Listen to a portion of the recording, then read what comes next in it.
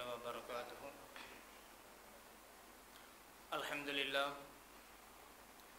الحمد لله كفى والصلاة والسلام على المصطفى وعلى آله الشرفاء وصحابه الخلفاء. أما بعد فقد قال الله تعالى في كلامه القديم وفي الفرقان المجيد: محمد رسول الله والذين معه أشداء والكفار رحماء بينهم تراهم ركعا وسجود. صدق الله.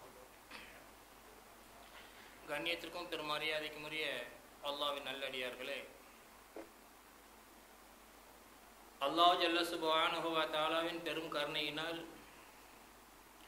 அவனுடைய தூதர் பிறந்த மாதமான ரபியுல் அவ்வல் மாதத்தில் அவனை பற்றியும் அவனுடைய தூதரை அறிந்து கொள்ளும் முகமாகவும் அல்லாஹ் நம்மை அமரச் செய்துள்ளான்.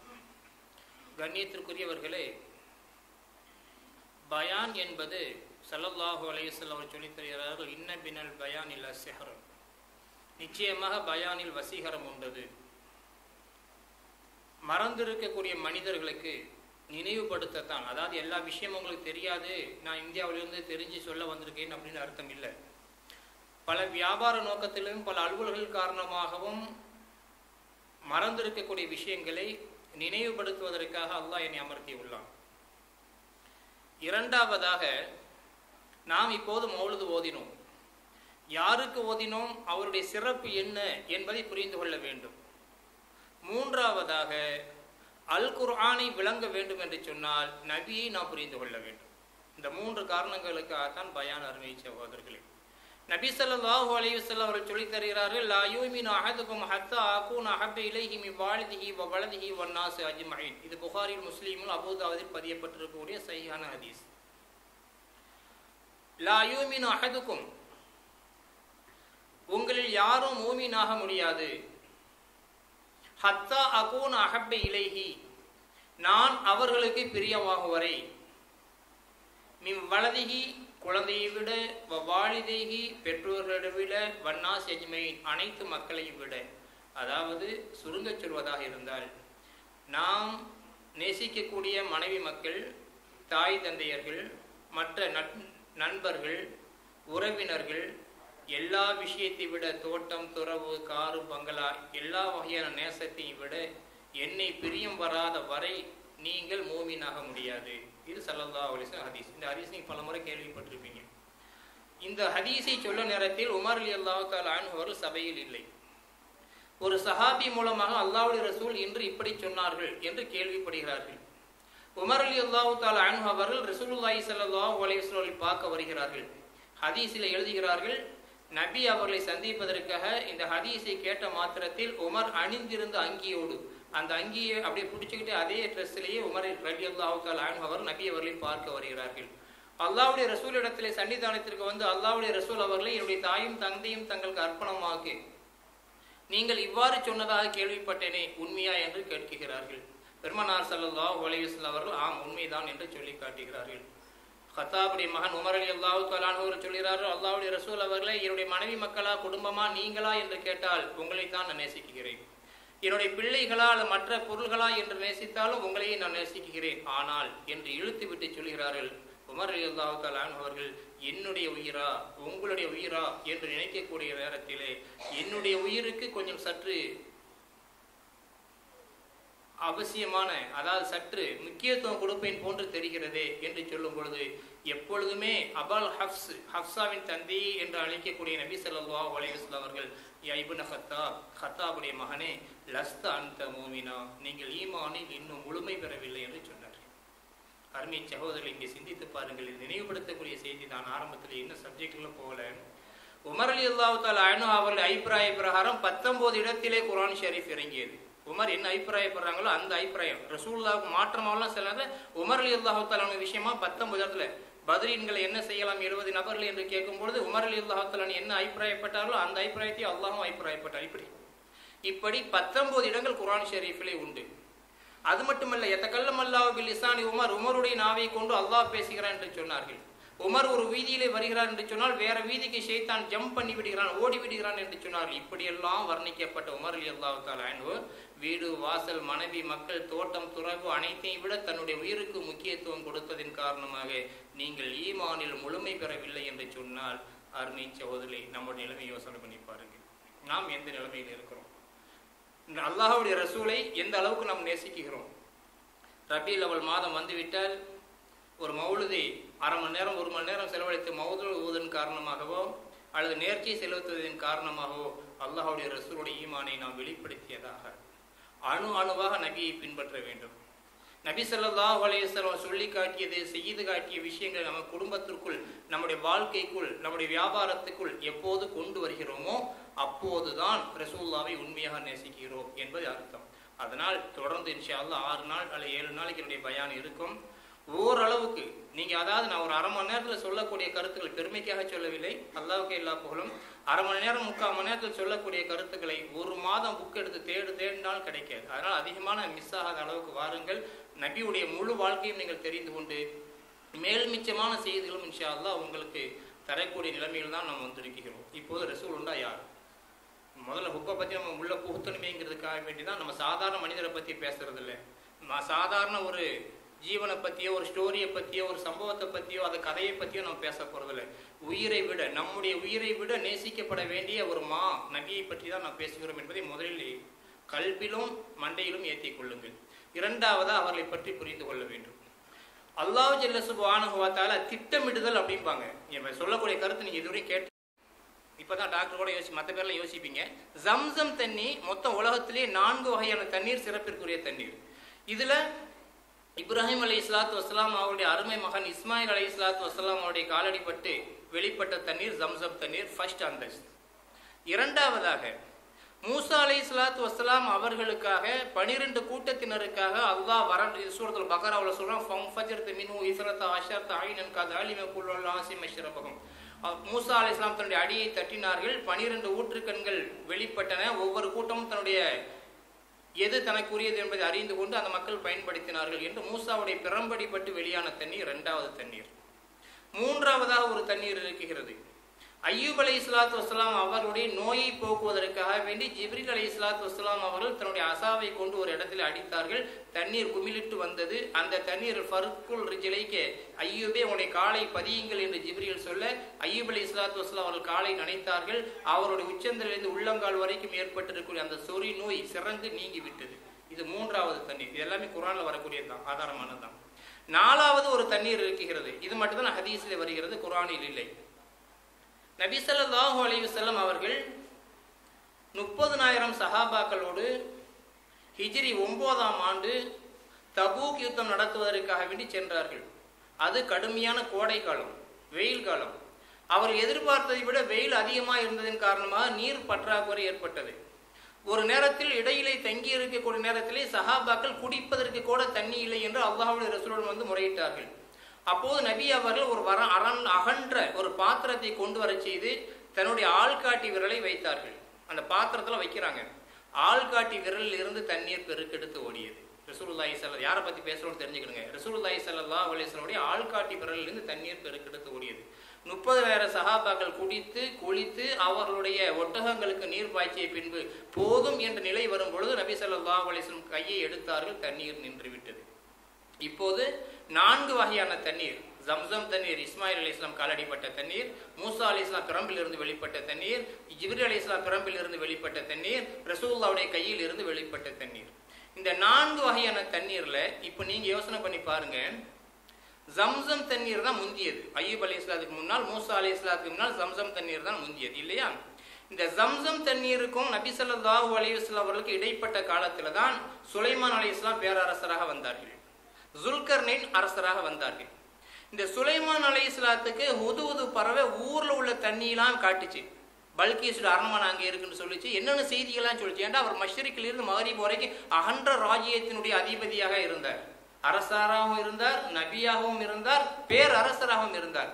எந்த அளவுக்கு அல்லாஹ் அவருக்கு ஒரு நியமத்தை கொடுத்தான் என்று சொன்னால், அல்லாஹ் குர்ஆன்ல சூரத்து நம்ல சொல்லி காட்டுகிறான், பெண் எறும்பு சொன்னது, நீங்கள் சுலைமானுடைய பட்டாளம் வருகின்றன, நுழைந்து கொள்ளுங்கள் பொந்துகளில் என்று எறும்பு சொன்னது என்ற வார்த்தையை சுலைமான் கேட்டு சிரித்தார் என்று குர்ஆன் பேசுகிறது. அப்படிப்பட்ட ஒரு நியமத்தை கொடுத்தார். அவரால் ஜம்சம் தண்ணீரை நெருங்க முடிஞ்சா, கண்டுபிடிக்க முடிஞ்சா? யோசனை பண்ணி பார்த்தீங்களா? ஜம்சம் தண்ணீரை கண்டுபிடிக்க முடிஞ்சா? ஹுதூது பறவை என்னென்னத்தையும் அறிவிச்சிச்சு. பல்கீஸ்னு ஒரு ராணி இருக்கிறாங்க, சூரியனை வணங்கிட்டு அந்த அம்மாவுக்கு லெட்டர் எழுதி எதை இதே சொல்லுச்சு. ஆனால் அல்லாஹ் ஜல்ல சுப்ஹானஹு வ தஆலா இஸ்மாயிலுடைய காலத்தில் உருவானாலும் கூட அப்படியே தன்னுடைய நண்பருக்காக வேண்டி பத்திரப்படுத்தி வைத்து விட்டார். ரசூலுல்லாஹி ஸல்லல்லாஹு அலைஹி வஸல்லம் அவர்கள் பிறப்பதற்கு ஒரு தலைமுறைக்கு முன்புதான் நபி அவருடைய பாட்டனருடைய காலத்தில் தான் அந்த தண்ணீர் வெளிப்பட்டது. அவங்க ஒரு கனவு காண்றாங்க. அந்த கனவின் மூலமாக இந்த இடத்துல தண்ணீர் இருக்கு என்பது தெரிகிறது. எத்தனை பரம்பரை தள்ளி, எத்தனை வாரிசுகள் தள்ளி நபி ஸல்லல்லாஹு அலைஹி வஸல்லம் பாட்டனார் அப்துல் முனாஃப் என்பவர் கனவு காணுகிறார்கள். அந்த கனவி அந்த இடத்துல நோண்டி பார்த்தால் ஒரு பாறைக்கு கீழாக 2 சிலைகள், தங்க சிலைகளும் 2 தங்க தகடுகளும் சில ஓலைகளுடைய உபதேசங்களும் காணப்பட்டது. அந்த தங்கத்தை உருக்கித்தான் காபத்துல்லாஹ் என்ற திரையாக போடப்பட்டிருக்கே அந்த தங்கம் தான். அது மட்டும் இல்ல, இன்னொரு செய்தியும் சொல்லி காட்டின அருமை சகோதரர்களே, அப்துல் முனாஃப சொல்றாங்களே நபியுடைய தந்தையர்கள் தாய் தந்தையர்கள் நல்லவர்கள் கிடையாது, நரகவாதிகள் என்று சொல்லுகிறார்களே. ஒரு ஹதீஸ் காணப்படுகிறது. பெருமானார் ஸல்லல்லாஹு அலைஹி வஸல்லம் இடத்திலே ஒரு சகோதரர் வந்து கேட்கிறார், அல்லாஹ்வுடைய ரசூல் அவர்களே, நான் இப்போது ஈமான் கொண்டு விட்டேன். நான் ஈமான் கொள்வதற்கு முன்னால் என்னுடைய தாயின் தந்தையர்கள் இறந்து விட்டார்கள், அவர்களுக்கு எது என்ன என்று கேட்கக்கூடிய நேரத்திலே அவர் சொன்னார், என்னுடைய நபி ஸல்லல்லாஹு அலைஹி சொன்னாங்க, உங்களுடைய தாயும் தந்தையர் நரகத்தில் இருக்கிறார்கள், காஃபிராமோ தான் நரகத்தில் இருக்காங்க. ஓண்டு அழுக ஆரம்பிச்சார். அப்போ ஒரு வாசகம் காணப்படுது. அபூதாவுதுல இந்த ஹதீஸ் இருக்குது. ஒரு வாசகம் காணப்படுது, ஒரு ஏப்ப அழுகிற, உன்னுடைய தாய் தந்தையரும் இல்லை என்னுடைய தாய் தந்தையரும் நரகவாதி தான் அப்படின்னு சொன்ன ஒரு ஹதீஸ். நம்ம அவுதுல்லா அல்லாஹ் காப்பாற்றணும். ஸல்லல்லாஹு அலைஹி வஸல்லம் அந்த எண்ணத்துல சொல்லலை. நபி ஸல்லல்லாஹு அலைஹி வஸல்லம் பெற்றோர்களை கற்பனை கூட பண்ணி பார்க்க முடியாது. ஸல்லல்லாஹு அலைஹி வஸல்லம் அபி என்று அங்கே குறிப்பிட்டது அபூ தாலிபை, வளர்த்த தந்தையை சொல்றாங்க, அவரும் நரகவாதி தான் அப்படி என்று அது குர்ஆன்ல சொல்லு. ரசூலுல்லாஹி ஸல்லல்லாஹு அலைஹி வஸல்லம் பரம்பரையிலேயே ஆதம் அலைஹிஸ்ஸலாத்து வஸ்ஸலாம் அவர்களிடமிருந்து அப்துல்லா வரைக்கும் ஒருத்தர் கூட பாவிகள் கிடையாது. ஒருத்தர் கூட பாவிகள் கிடையாது. ஸல்லல்லாஹு அலைஹி வஸல்லம் பிறப்பதற்கு 571 வருடம். நபி ஸல்லல்லாஹு அலைஹி வஸல்லம் ஈசவி வருடத்தில் 571 ஏப்ரல் மாதம் 22ஆம் தேதி பிறக்கிறார்கள். அந்த 571 வருடம் கேப்பிலே ஒரு 10 தலைமுறை வந்திருக்கும் என்று சொன்னால் 10 தலைமுறையும் முஸ்லீம்கள் இல்லை, ஆனால் இணை வைக்கவில்லை, கோயிலுக்குள்ள போகல. அதனால் அவங்க நிலைமை அல்லாஹ் அறிந்தவன். சரி, இவர் கனவு காணுகிறார். அந்த கனவுல இருந்து அந்த ஜம்சம் தண்ணீரை புரைக்கி எடுக்கிறார். பெருமானார் ஸல்லல்லாஹு அலைஹி வஸல்லம் அவர்களுடைய அந்த பாட்டனார் கண்ட கனவிலே எனக்கு தான் இந்த தண்ணீர் சொந்தம், என்னுடைய கனவில் தான் காணப்பட்டது என்று சொல்கிறார். ஆனால் குறைஷிகள் விடுவதாக இல்லை. குறைஷிகள் சொல்றாங்க அதெல்லாம் முடியாது, மக்காவுக்கு முழுவதுக்கும் சொந்தம் இது. ஏன்னா அவங்களுக்கு ஹிஸ்டரி தெரியும் இப்படி வந்தது அப்படின்னு சொல்லக்கூடிய நேரத்துல யமன் தேசத்துல அந்த நேரத்தில் ஒரு நீதிமன்றம்லாம் அரபு நாட்டில் கிடையாது. யமன் தேசத்துல குறி சொல்லக்கூடிய ஒரு பெண் இருக்கிறாள். அந்த பெண்ணிடம் சென்று இது யாருக்கு சொந்தம் என்று கேட்போம். எனக்கு மட்டும் என்று சொன்னால் நீங்கள் விட்டு கொடுக்க வேண்டும், ஊருக்கு தான் என்று சொன்னால் நான் விட்டு கொடுத்து விடுவேன் அப்படின்னு சொல்லிட்டு மக்காவில் இருந்து ஒரு பெரும் தலைகள் எல்லாம், மக்காவை சேர்ந்த பெரும் குறைஷி கூட்டம் ஒன்று கிளம்பி படுகிறது. அருமை சகோதரர்களை வரலாற்றில் எழுதப்படுகிறது. மக்காவிலிருந்து கொஞ்சம் தூரம் ஒரு 3 அல்லது 4 கிலோமீட்டர் நடந்திருப்பார்கள். ஒரு மழை பெய்கிறது. மழை யதார்த்தமா மழை பெய்யுது.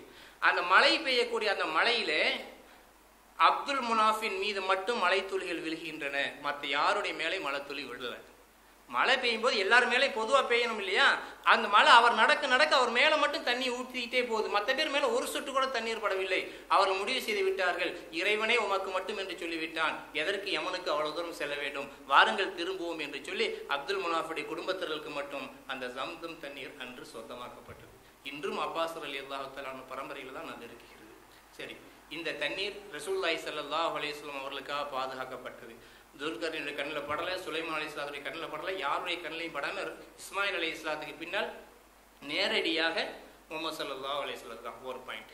ரெண்டாவதாக இப்ராஹிம் அலைஹிஸ்ஸலாத்து வஸ்ஸலாம் அவர்களுக்கு 2 பிள்ளைங்க. ஒன்று இஸ்மாயில் மூத்த பிள்ளை, 2வது பிள்ளை இஸ்ஹாக். தெரியும், உங்களுக்கு கேள்விப்பட்டது தான். இஸ்மாயில் அலைஹிஸ்ஸலாம் சாரா மூலமாக இஸ்மாயில் பிறக்கிறாங்க, ஹாஜரா மூலமாக இஸ்ஹாக் பிறக்கிறாங்க. இந்த இஸ்மாயில் அலைஹிஸ்ஸலாத்துக்கு பின்னால் யாருமே நபி கிடையாது. ஒரு நபியை கூட அல்லாஹ் படைக்கல. பேருக்காக வேண்டிய ஒருத்தரை படைக்கல. இப்ராஹிம் அலைஹிஸ்ஸலாம், இஸ்மாயில் அலைஹிஸ்ஸலாம் அத்தனை ஆண்டு காலம் கழித்து முஹம்மது ஸல்லல்லாஹு அலைஹி வஸல்லம் தான் நபி. ஆனால் அந்த பரம்பரையில இஸ்ஹாக்குடைய மகன் யாக்கூப் நபி, யாக்கூப் அலைஹிஸ்ஸலாத்து மகன் யூசுப் நபி, யூசுப் அலைஹிஸ்ஸலாத்து மகன் நபி, இப்படி அந்த பரம்பரை ஈசா அலைஹிஸ்ஸலாத்து வஸ்ஸலாம் வரைக்கும் வருகிறது. சுமார் 72,400 நபிமார்கள் அந்த பரம்பரையில 72,400 நபிமார்கள். இஸ்ஹாக்கு அப்படின்னு ஆரம்பிச்சதிலிருந்து இஸ்ஹாக்குடைய மகன் யாக்கோப், யாக்கோபுடைய மகன் யூசுப் என்று 72,400 நபிமார்களை உருவாக்கப்பட்டது. ரசூலுல்லாஹி ஸல்லல்லாஹு அலைஹி வஸல்லம் அவர்கள் ஒரு தட்டிலே வைத்தால் 72,400 அன்பியாக்களும் இன்னொரு தட்டில் வைத்தால் ரசூலுல்லாஹி ஸல்லல்லாஹு அலைஹி வஸல்லம் கோலா வர்றாங்க. எவ்வளவு பெரிய சிறப்பு! யாரை பத்தி பேசுறோம்னு தெரியுங்க. இஸ்மாயில் அலைஹிஸ்ஸலாத்துக்கு பின்னால் எந்த நபியுமே கிடையாது. இதெல்லாம் நம்ம எப்போ தெரியறதுனால சொல்லுங்க பார்ப்போம். கிதாபுகளை பார்த்து உங்களுக்கு அந்த பொறுமையும் இல்லை, ரெண்டாவது உங்களுக்கு நேரமும் கிடையாது. இப்படி சொல்லும் பொழுது கேட்டு தெரிந்து கொள்ளலாம். ரசூலுல்லாஹி ஸல்லல்லாஹு அலைஹி வஸல்லம் அவர்களே அல்லாஹ் அப்படி பாதுகாத்தான். மூன்றாவதாக முஹம்மது அப்படின்னு என்ன அர்த்தம்? புகழப்படுபவர் அர்த்தம். முஹம்மது அப்படின்றாக்கா புகழப்படுபவர் அப்படின்னு அர்த்தம். இந்த முஹம்மதுங்கிற பேரு அரபு நாட்டில் யாருக்குமே இல்லாத பேரு. யாருக்கா ஜெயிது, அம்ரு இப்படிங்கிற பேர்லாம் இருந்துச்சு. அந்த நேரத்தில் முஹம்மதுங்கிற பேர், அவர் முஸ்லீமா, இவர் புகழப்படுவோர்னு அவருக்கு தெரியுமா? நல்லா யோசனை பண்ணி பாருங்க. அப்துல்லா இறந்து விட்டார்கள். ஆமினா அம்மையார் வயிற்றில் இருக்கும்பொழுது 6 மாசத்துக்கு முன்னாலே அப்துல்லா இறந்துட்டாங்க. பாட்னார் தான் வளர்க்குறாரு. அவருக்கு இஸ்லாத்தை பற்றி எந்த நாலேஜுமே கிடையாது. இவர் புகழப்படுவாரா, தூதரா வருவார் அப்படிங்கிறது எதுவுமே தெரியாது. முஹம்மதுன்னு பேர் வச்சாங்க. கேட்குறாங்க, என்னப்பா ஊர் உலகத்தில் இல்லாத பேரா போய் முகமதுன்னு வச்சிருக்கிறியே? நான் கனவில் அறிவுறுத்தப்பட்டேன். கனவுல எனக்கு வந்து சொன்னாங்க முகமது பேரன் பிள்ளைக்கு பேரனுக்கு அப்படின்னாங்க, வச்சுட்டேன் அப்படின்னாங்க. 4வது ரசூலுல்லாஹி ஸல்லல்லாஹு அலைஹி வஸல்லம் அவர்களை வளமை போல அந்த பாலூட்டிகள் தான் மக்கா தலைவர்களுடைய பிள்ளைங்களை எடுத்து வளர்த்துட்டு போயிடுவாங்க. அந்த மாதிரி எடுக்கும்போது ஹலீமத்து சாய்தியா அப்படிங்கிற எல்லாம் கேள்விப்பட்டது, குறிப்புகளை மட்டும் உங்களுக்கு சொல்லிட்டு வர்றேன். ஹலீமத்து சாய்தியாங்கிறவங்க எடுக்கிறாங்க. குழந்தையே கிடைக்காத நேரத்தில் இந்த புள்ளியாவது எடுத்துட்டு போய் வளர்ப்புமேன்னு எடுக்கிறாங்க. ஹலீமத்து சாய்தியா சூம்பி போன ஒரு சத்தில்லாத ஒரு பெண்மணியாக இருந்தாங்க. ரசூலுல்லாஹி ஸல்லல்லாஹு அலைஹி வஸல்லம் அவருடைய வாய் எப்போது அவர்களுடைய மார்பகத்தில் பட்டதோ அவர்களுக்கு சக்தியும் வந்தது, செல்வமும் வந்தது. ஏன்னா அப்ப யாருன்னு தெரியாது, நபின்னு தெரியாது. அது மட்டும் இல்ல, ரசூலுல்லாஹி ஸல்லல்லாஹு அலைஹி வஸல்லம் அவர்களுக்கு அல்லாஹ் ஜல்ல சுப்ஹானஹு வ தஆலா பாதுகாக்க வேண்டும் என்பதற்காக 4 தடவைகள் நேரடியான ஆபரேஷன் செய்தான். இதெல்லாம் தெரிந்து கொள்ள வேண்டிய செய்தி. 4 முறைகள் நேரடியாக ஆபரேஷன் செய்தான். ஒன்று 4வது வயதில் ஹலீமத்து சாய்தியாவுடைய பிள்ளைங்களோட சேர்ந்து பிள்ளைங்களை விளையாண்டு இருக்க அந்த சந்தர்ப்பத்தில் ஜிப்ரீல் அலைஹிஸ்ஸலாத்து வஸ்ஸலாம் அவர்கள், மீகாயில் அலைஹிஸ்ஸலாத்து வஸ்ஸலாம் அவர்கள் வந்து இதயத்தை பிளந்து விளையாட்டுத்தனத்தை உருவாக்கக்கூடிய அந்த சத்தை எடுத்துட்டு போயிட்டு ஜம்சம் தண்ணீரால் கிளீன் பண்ணி ஆபரேஷன் பண்ணாங்க ஒரு தடவை. 2வது சின்ன பிள்ளைங்களுடைய தன்மைகள் எதுவுமே ரசூலிடம் கிடையாது. 2வதாக 18-19 வயசுல இளவங்கராக இருக்கும் நேரத்தில் பெண் ஆசைகள் போன்றவைகள் வரக்கூடாது என்பதற்காக 2வது தடவை ஆபரேஷன் செய்யப்பட்டது. 3வது முறையாக நபி அவர்களுடைய 40வது வயதில் ஸல்லல்லாஹு அலைஹி வஸல்லம் அவர்களுக்கு நுபுவத்து கிடைப்பதற்கு சில நாட்களுக்கு முன்பு ஹிரா குகையில வைத்து ஒரு ஆபரேஷன் செய்யப்பட்டது. ஒன்னும் சிறுவர்களுடைய தன்மைகள் இழக்கூடாதுங்கிறதுக்கு, 2வது வாலிப முறுக்கின் காரணமாக பெண்ணாசை போன்றவைகள் நிகழக்கூடாது என்பதற்காக வேண்டி, 3வதாக ஜிப்ரீல் என்ற மலக்கை தாங்கக்கூடிய சக்தியை உடம்பு பெற வேண்டும் என்பதற்காக ரசூல் ஸல்லல்லாஹு அலைஹி வஸல்லம் பக்குவப்படுத்தப்பட்டார்கள். ஏண்டா இதை பயானுக்கு அப்பாற்பட்ட ஒரு செய்தி, இதை தெரிஞ்சுக்கிடுங்க. வஹீங்கிறது 3 வகையில் இறங்குச்சு. ரசூலுல்லாஹி ஸல்லல்லாஹு அலைஹி வஸல்லம் ஜிப்ரீல் அலைஹிஸ்ஸலாம் நேரடியாக வந்து ஓதி காட்டுவார்கள். மனித ரூபத்திலே வந்து ஒயிட்டா வந்து ஓதி காத்திட்டு போயிடுவாங்க. ஸல்லல்லாஹு அலைஹி வஸல்லம் இப்படி எனக்கு ஒரு ஆயத்து இறங்கி இருக்கிறது அப்படின்னு சொல்லி ஸைத் இப்னு சாபித் ரலியல்லாஹு தஆலா அன்ஹு தான் எழுத்தாளர்களுடைய தலைவராக இருந்தார்கள். அவர்களிடத்தில் இந்த ஆயத்தை சூரத்துல் அன்ஆம்ல சேர்த்துக்கிறங்க, இதை சூரத்துல் நஹ்ல்ல சேருங்க, இதை பக்ராவில் சேருங்கன்னு சொல்லுவாங்க. அவங்க சேர்த்துக்கிடுவாங்க. இது ஈஸியான முறை. 2வது ஒரு முறை இருந்தது. சஹாபாக்களோட ரசூலுல்லாஹ் 1000 பேரோட உட்கார்ந்து இருந்தாலும் நபிக்கு அருகிலே வந்து ஓதி காட்டுவார்கள். தசல்சுல் சத்தம் மட்டும் கேட்கும். ரசூலுல்லாஹி ஸல்லல்லாஹு அலைஹி வஸல்லம் அதை புரிந்து கொண்டு சஹாபாக்கள் எழுத்தாளர்களோட சொல்லுவாங்க, அவங்க எழுதிக்கிடுவாங்க. இது 2வது முறை. 3வது முறை இதுக்கு தான் அந்த ஆபரேஷன். ரசூலுல்லாஹி ஸல்லல்லாஹு அலைஹி வஸல்லம் உடம்புக்குள்ளேயே ஜிப்ரீல் அலைஹிஸ்ஸலாத்து வஸ்ஸலாம் அவர்கள் புகுந்து ரசூலுடைய நாக்கின் மூலமாகவே வாயின் மூலமாகவே ஓதி காட்டுவது. இந்த முறை ரசூலுல்லாஹி ஸல்லல்லாஹு அலைஹி வஸல்லம் ரொம்ப கடினமாக இருக்கும்.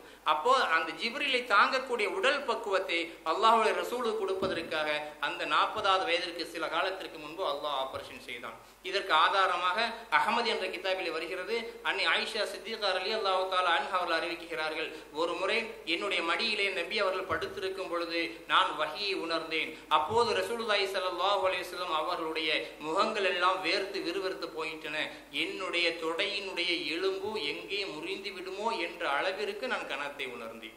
இந்த ஹதீஸ் தான் ரசூலுல்லாஹி ஸல்லல்லாஹு அலைஹி வஸல்லம் அவர்கள் புகழ்ந்து ஜிப்ரீல் அலைஹிஸ்ஸலாத்து வஸ்ஸலாம் அவர்கள் பேசுவார்கள், ஓதி காட்டுவார்கள் அப்படிங்கிறதுக்கான ஆதாரம். ஆக இந்த 3 தடவை ஆபரேஷன் செய்யப்பட்டது. 4வது ஒரு முறை ஸல்லல்லாஹு அலைஹி வஸல்லம் அவர்கள், அது உங்களுக்கு எல்லாருக்குமே தெரியும், மேராஜ் போகும் பொழுது ஸல்லல்லாஹு அலைஹி வஸல்லம் உம்மு ஹானி ரலியல்லாஹு தஆலா அன்ஹாவுடைய வீட்டில் இருந்து நேர ஹத்தீம் என்ற காபத்துல்லாஹ் பக்கத்தில் ஹத்தீம் என்ற இடத்திற்கு கொண்டு வந்து நேர அங்கேருந்து ஸல்லல்லாஹு அலைஹி வஸல்லம் ஃபர்ஸ்ட் ஆபரேஷன் தான் செஞ்சாங்க. அது இன்னைக்கு மௌலூதுல கூட அந்த வார்த்தைகள் வந்துச்சு. ஆபரேஷன் செஞ்சு அங்கே இருந்து தான் ஸல்லல்லாஹு அலைஹி வஸல்லத்தினுடைய பைத்துல் முகத்தஸுடைய பயணம் துவங்கியது. இப்படி 4 முறைகள் ரசூலுல்லாஹி ஸல்லல்லாஹு அலைஹி வஸல்லம் அவர்களை அல்லாஹ் நேரடியாக பாதுகாத்தான். இவைகள் எல்லாம் நபி ஸல்லல்லாஹு அலைஹி வஸல்லம் அவர்கள் திட்டமிட்ட இறை தூதர் அப்படிங்கிறதுக்கான ஆதாரம். சரி, அடுத்ததாக நபி ஸல்லல்லாஹு அலைஹி வஸல்லம் பிறந்து விட்டார்கள். பிறப்பு எவ்வளவு ஆச்சரியம் தெரியுமா? கத்னா செய்த நிலையிலே பிறந்தார்கள். இப்ராஹிம் அலைஹிஸ்ஸலாத்துடைய சுன்னத்து கத்னா பண்ணுவது. ஆனால் அந்த எத்தனை வருஷம் கழிச்சு அல்லாஹ்வுடைய ரசூல் பிறக்கும் பொழுது கத்னா செய்யப்பட்ட நிலையிலே பிறந்தார்கள். சஜிதாவோட நிலைமையில பிறந்தாங்க. தலை தான் ஃபர்ஸ்ட் வெளியே வந்துச்சு. அதெல்லாம் ஆச்சரியமான செய்திகள். சஜிதா செய்த நிலைமையிலே நபி ஸல்லல்லாஹு அலைஹி வஸல்லம் பிறந்தார்கள். 3வதாக ஆள்காட்டி விரலை உயர்த்தி அல்லாஹ் அஹது என்பதை போன்று பிறந்தார்கள். ஆள்காட்டி விரல் உயர்த்தி இருந்துச்சு நபி அவர்கள் பிறக்கும் பொழுது. இது 3ம் நபி ஸல்லல்லாஹு அலைஹி வஸல்லத்துடைய ஆச்சரியங்கள். 4வது ஒரு ஆச்சரியம், நபி ஸல்லல்லாஹு அலைஹி வஸல்லம் பிறக்கும் பொழுது எல்லா குழந்தைகளுடைய உடம்பிலும் ஒட்டி இருக்கக்கூடிய ரத்தம், அந்த பனிக்குடலுடைய தண்ணீர் ரசூலுல்லாஹி ஸல்லல்லாஹு அலைஹி வஸல்லம் மேல ஒட்டல. இப்படி அல்லாஹ் ரசூலுல்லாஹி ஸல்லல்லாஹு அலைஹி வஸல்லம் பிறக்கும் பொழுது வித்தியாசமான குழந்தைன்னு எல்லாரும் தெரிஞ்சாங்க. ஆனால் இவர் ஒரு நபி, ஹத்தமுர் ரசூல் அப்படிங்கிற விஷயம் அப்போது யாருக்கும் தெரியவில்லை. பிறக்கும் பொழுதே ஒரு ஆச்சரியமாக இருந்தது.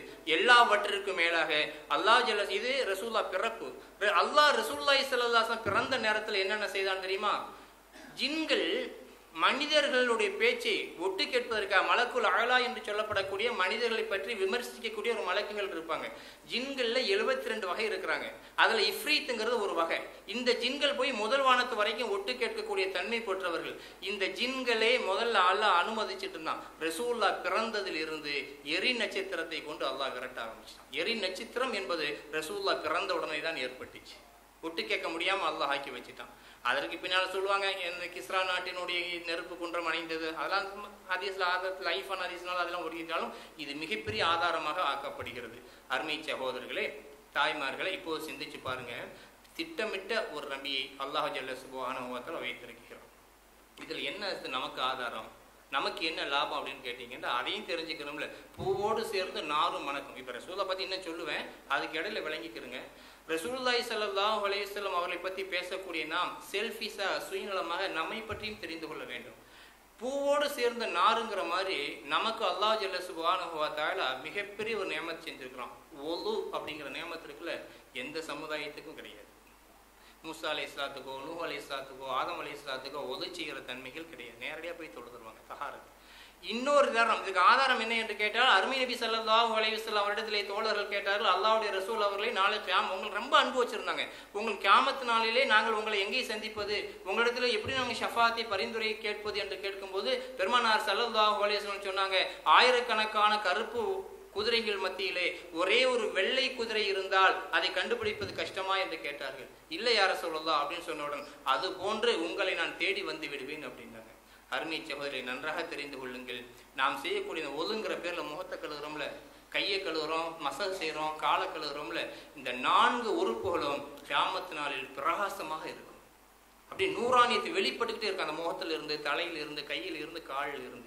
அப்ப மற்ற எல்லா சமுதாயத்திற்கும் மனிதர்களாக நிற்கும் போது இந்த 4 உறுப்புகளும் எவரிடமிருந்து, ஆணானாலும் பெண்ணானாலும் எவரிடமிருந்து ஒரு மினுமினுப்பு ஏற்படுகிறதோ, ஒளி தோன்றுகிறதோ, அப்போது அந்த கூட்டம் எல்லாம் ஒன்று சேர்க்கப்பட்டு பெருமானார் ஸல்லல்லாஹு அலைஹி வஸல்லம் அங்கே கொண்டு வரப்படுவார்கள். எவ்வளவு பெரிய பாக்கியம்! யோசனை பண்ணி பாருங்க. நமக்கு அல்லாஹ் தந்த சிறப்பு. ரசூலுல்லாஹி ஸல்லல்லாஹு அலைஹி வஸல்லம் உம்மத்து. இன்னும் ஒரு ஆதாரத்தை சொல்கிறேன். மூசா அலைஹிஸ்ஸலாத்து வஸ்ஸலாம் அவர்கள் பனி இஸ்ரவேலர்களோட பட்ட பாடு இல்லாமல் ஒரு தடவை துஆ செய்கிறார்கள், இறைவனே, எனக்கு பின்னால் வரக்கூடிய மூசாவுடைய சாதாரண உம்மத்தில் ஒருவனாக என்னை ஆக்கி விட்டிருக்க கூடாதா? அப்போ நம்மள மாதிரி ஒரு பிறந்திருக்க கூடாதான்னு அல்லாஹோட பேசிய ஒரு நபியே கேட்டிருக்கிறார். ஆனால் நமக்கு நம்முடைய அருமை தெரியவில்லை. நாம் என்ன நிலைமையில இருக்கிறோம் அப்படிங்கிறது நமக்கு தெரியல. ஆனால் கியாமத்துல மற்ற நபிமார்களுடைய வருகைக்கு சாட்சி செல்லக்கூடிய நசீபையும் அல்லாஹ் நமக்கு தான் தந்திருக்கிறார். அவ்வளவு பெரிய பாக்கியம் பெற்ற சீதேவிகளாக நாம் ரமலானுடைய ரபீல் அவல் மாதம் ஒரு மாசம் வந்துருச்சுன்னா ரசூலுல்லாஹ்வுடைய புகழ் பாடுறோம், அவங்களுடைய ஹுப்பை நம்ம வெளிப்படுத்துறோம். 10வது அருமையின் சகோதரர்களே, நபி ஸல்லல்லாஹு அலைஹி வஸல்லத்தை நல்லா யோசனை பண்ணி பாருங்க. நான் யதார்த்தமா பயான்னு சொல்லும்போது இதையும் தெரிஞ்சுக்கணும். அதே நேரத்துல சில படிப்பினைகள் நம்ம தெரியத்தான் செய்யணும். சில பாவங்கள் இருக்கின்றன. அதாவது யதார்த்தமா பேசுற ஒரு ஆலிம்கிற ரீதியில் இப்ப நான் பேசுறேன். சில பாவங்கள் இருக்கின்றன, அது பாவமாக செய்வோம், ஆனா அந்த பாவம் நீங்கிடும். உதாரணமா சொல்றேன், லா யஸ்னி ஸானி ஹீன யஸ்னி வஹுவ மூமினுன். ஒரு மனிதன் ஜினா செய்வது கிடையாது அவன் மூமினாக இருக்கக்கூடிய நேரத்தில். இது ஒரு ஹதீஸ். லா யஸ்ரிக்கு சாரிக்கு ஹீன யஸ்ரிக்கு வஹுவ மூமினுன். ஒரு மனிதன் திருடுவது கிடையாது அவன் திருடக்கூடிய நேரத்திலே ஈமான் இருக்கிற நிலையில. அப்ப திருடு அவன் கை வைக்கும் பொழுது அந்த 2 செகண்ட் ஈமான் விலகி போயிடும். ஜினா செய்யும் போது ஈமான் விலகி நின்றுக்கிடும். அந்த செயலில் இருந்து அவன் முடிச்சுட்டு வெளியே பெந்த பின்னால்தான் விலகி நிற்கக்கூடிய ஈமான் உள்ள வரும். தெரியுமா? அப்போ அதே நிலைமையில ஜினா செய்யக்கூடிய அதே நிலைமையில திருடக்கூடிய அதே நிலைமையில அவன் இறந்து விட்டால் நஊது பில்லாஹ், அல்லாஹ் காப்பாற்ற வேண்டும். ஈமான் இல்லாத நிலையில் தான் அந்த ஹார்ட் அட்டாக் வந்துருச்சுன்னு வைங்க. ஈமான் இல்லாத நிலையில தான் ஹார்ட் அட்டாக் வரும். அதை செஞ்சிடுவோம், செஞ்சு முடிச்ச உடனே பாவிடும். நம்ம மக்களுக்கு 2 விஷயம் புரியவில்லை. 2 பாவங்கள் நிரந்தரமான பாவம், ஆனால் அது பாவம்னு தெரியாது. பாவம் ஆனால் அது பாவம்னு தெரியாது. ஒன்று, கரண்டைக்கு கீழாக ஆடைகள் அணிவது. இது பாவம், நிறைய பேர் தெரியறது இல்லை. இரண்டாவதாக, தாடி இல்லாமல் தினம் சேவிங் பண்ணுவது. தப்பா எடுத்துக்கிற வேணா, இது ஆலிம்ங்கிற கடமைங்கிறதா சொல்றீங்கிறதா சொல்லிட்டேன். ஒரு மனிதர் காலையில் எந்திரிச்சோன்னு பிளேடை கையில வைக்கும் பொழுது நபியுடைய சுன்னத்துக்கு மாறு செய்கிறோம் அப்படிங்கிறத விளைவிக்கணும். அல்லாஹ்வுடைய ரசூலை நாளைக்கு பார்க்காம இருக்க மாட்டோம். கியாமத் நாளில் கொண்டு போய் வச்ச உடனே, கபூர்ல கொண்டு போய் வச்ச உடனே, மண் ரப்பு கொண்டு ரப்பு யார், வமா தீனு கொண்டு தீன் என்ன, உடைய மார்க்கம் எது என்று கேட்ட பின்னால், வமா ததுன்னு ஹாதர் ரஜுல், இந்த மனிதரை பற்றி நீ என்ன நினைக்கிறாய் என்று அல்லாஹ்வுடைய ரசூல் முகத்தை காட்டி முன்கர் நக்கீர் கேள்விகளுக்கு கேட்பார்கள். அல்லாஹ்வுடைய ரசூலுடைய முகத்தை காட்டுவார்கள். ஒவ்வொரு மனிதருடைய கபரிலும் ரசூலுல்லாஹி ஸல்லல்லாஹு அலைஹி வஸல்லம் காட்டப்படுவார்கள். காட்டப்பட்டு வமா தல்லுன் பி ஹாதர் ரஜுல், பேரை சொல்லி கேட்பார்கள். ஸைதுனுடைய மகனே, உம்மு சல்மாவுடைய மகனே, ஃபாத்திமாவுடைய மகனே, இவரை பற்றி நீ என்ன நினைக்கிறாய் என்று கேட்பார்கள். அவர் மீது முஹப்பத்தோடு வாழ்ந்திருந்தால் ஹாதா ரசூலுல்லாஹ், இது எங்களுடைய தூதர், எங்களுடைய ஹபீப், எங்களுடைய சையத் என்ற பதில் வரும். இல்லை என்று சொன்னால் வமா லன்னோ, எனக்கு தெரியாது, வமா அலமோ, நான் அறிய மாட்டேன் என்று சொன்னால் அதாபுல் ஒரு ஆரம்பியமாகிவிடும் என்று அருமை சகோதரர்கள், எத்தனை சகோதரர்களுக்கு இந்த விஷயம் தெரியும்? அப்படி சந்திக்கக்கூடிய நேரத்தில் முழு தாடி இல்லாத ஒரு மனிதரை அல்லாஹ்வுடைய ரசூல் எப்படி பார்ப்பார்கள்? இந்த காலம் ஃபுல்லா என்னுடைய மௌலிதை ஓதினாய், என்னை பின்பற்றுவதாக சொன்னாய், என் மீது ஸலவாத்து சொன்னாய் அப்படின்னு ரசூலுல்லாஹ் பார்க்க மாட்டார்களா? மௌலிது பத்தாது, நாம் ரசூலுடைய சுன்னத்தை பின்பற்றி விட்டு மௌலிதுக்கு வரணும்.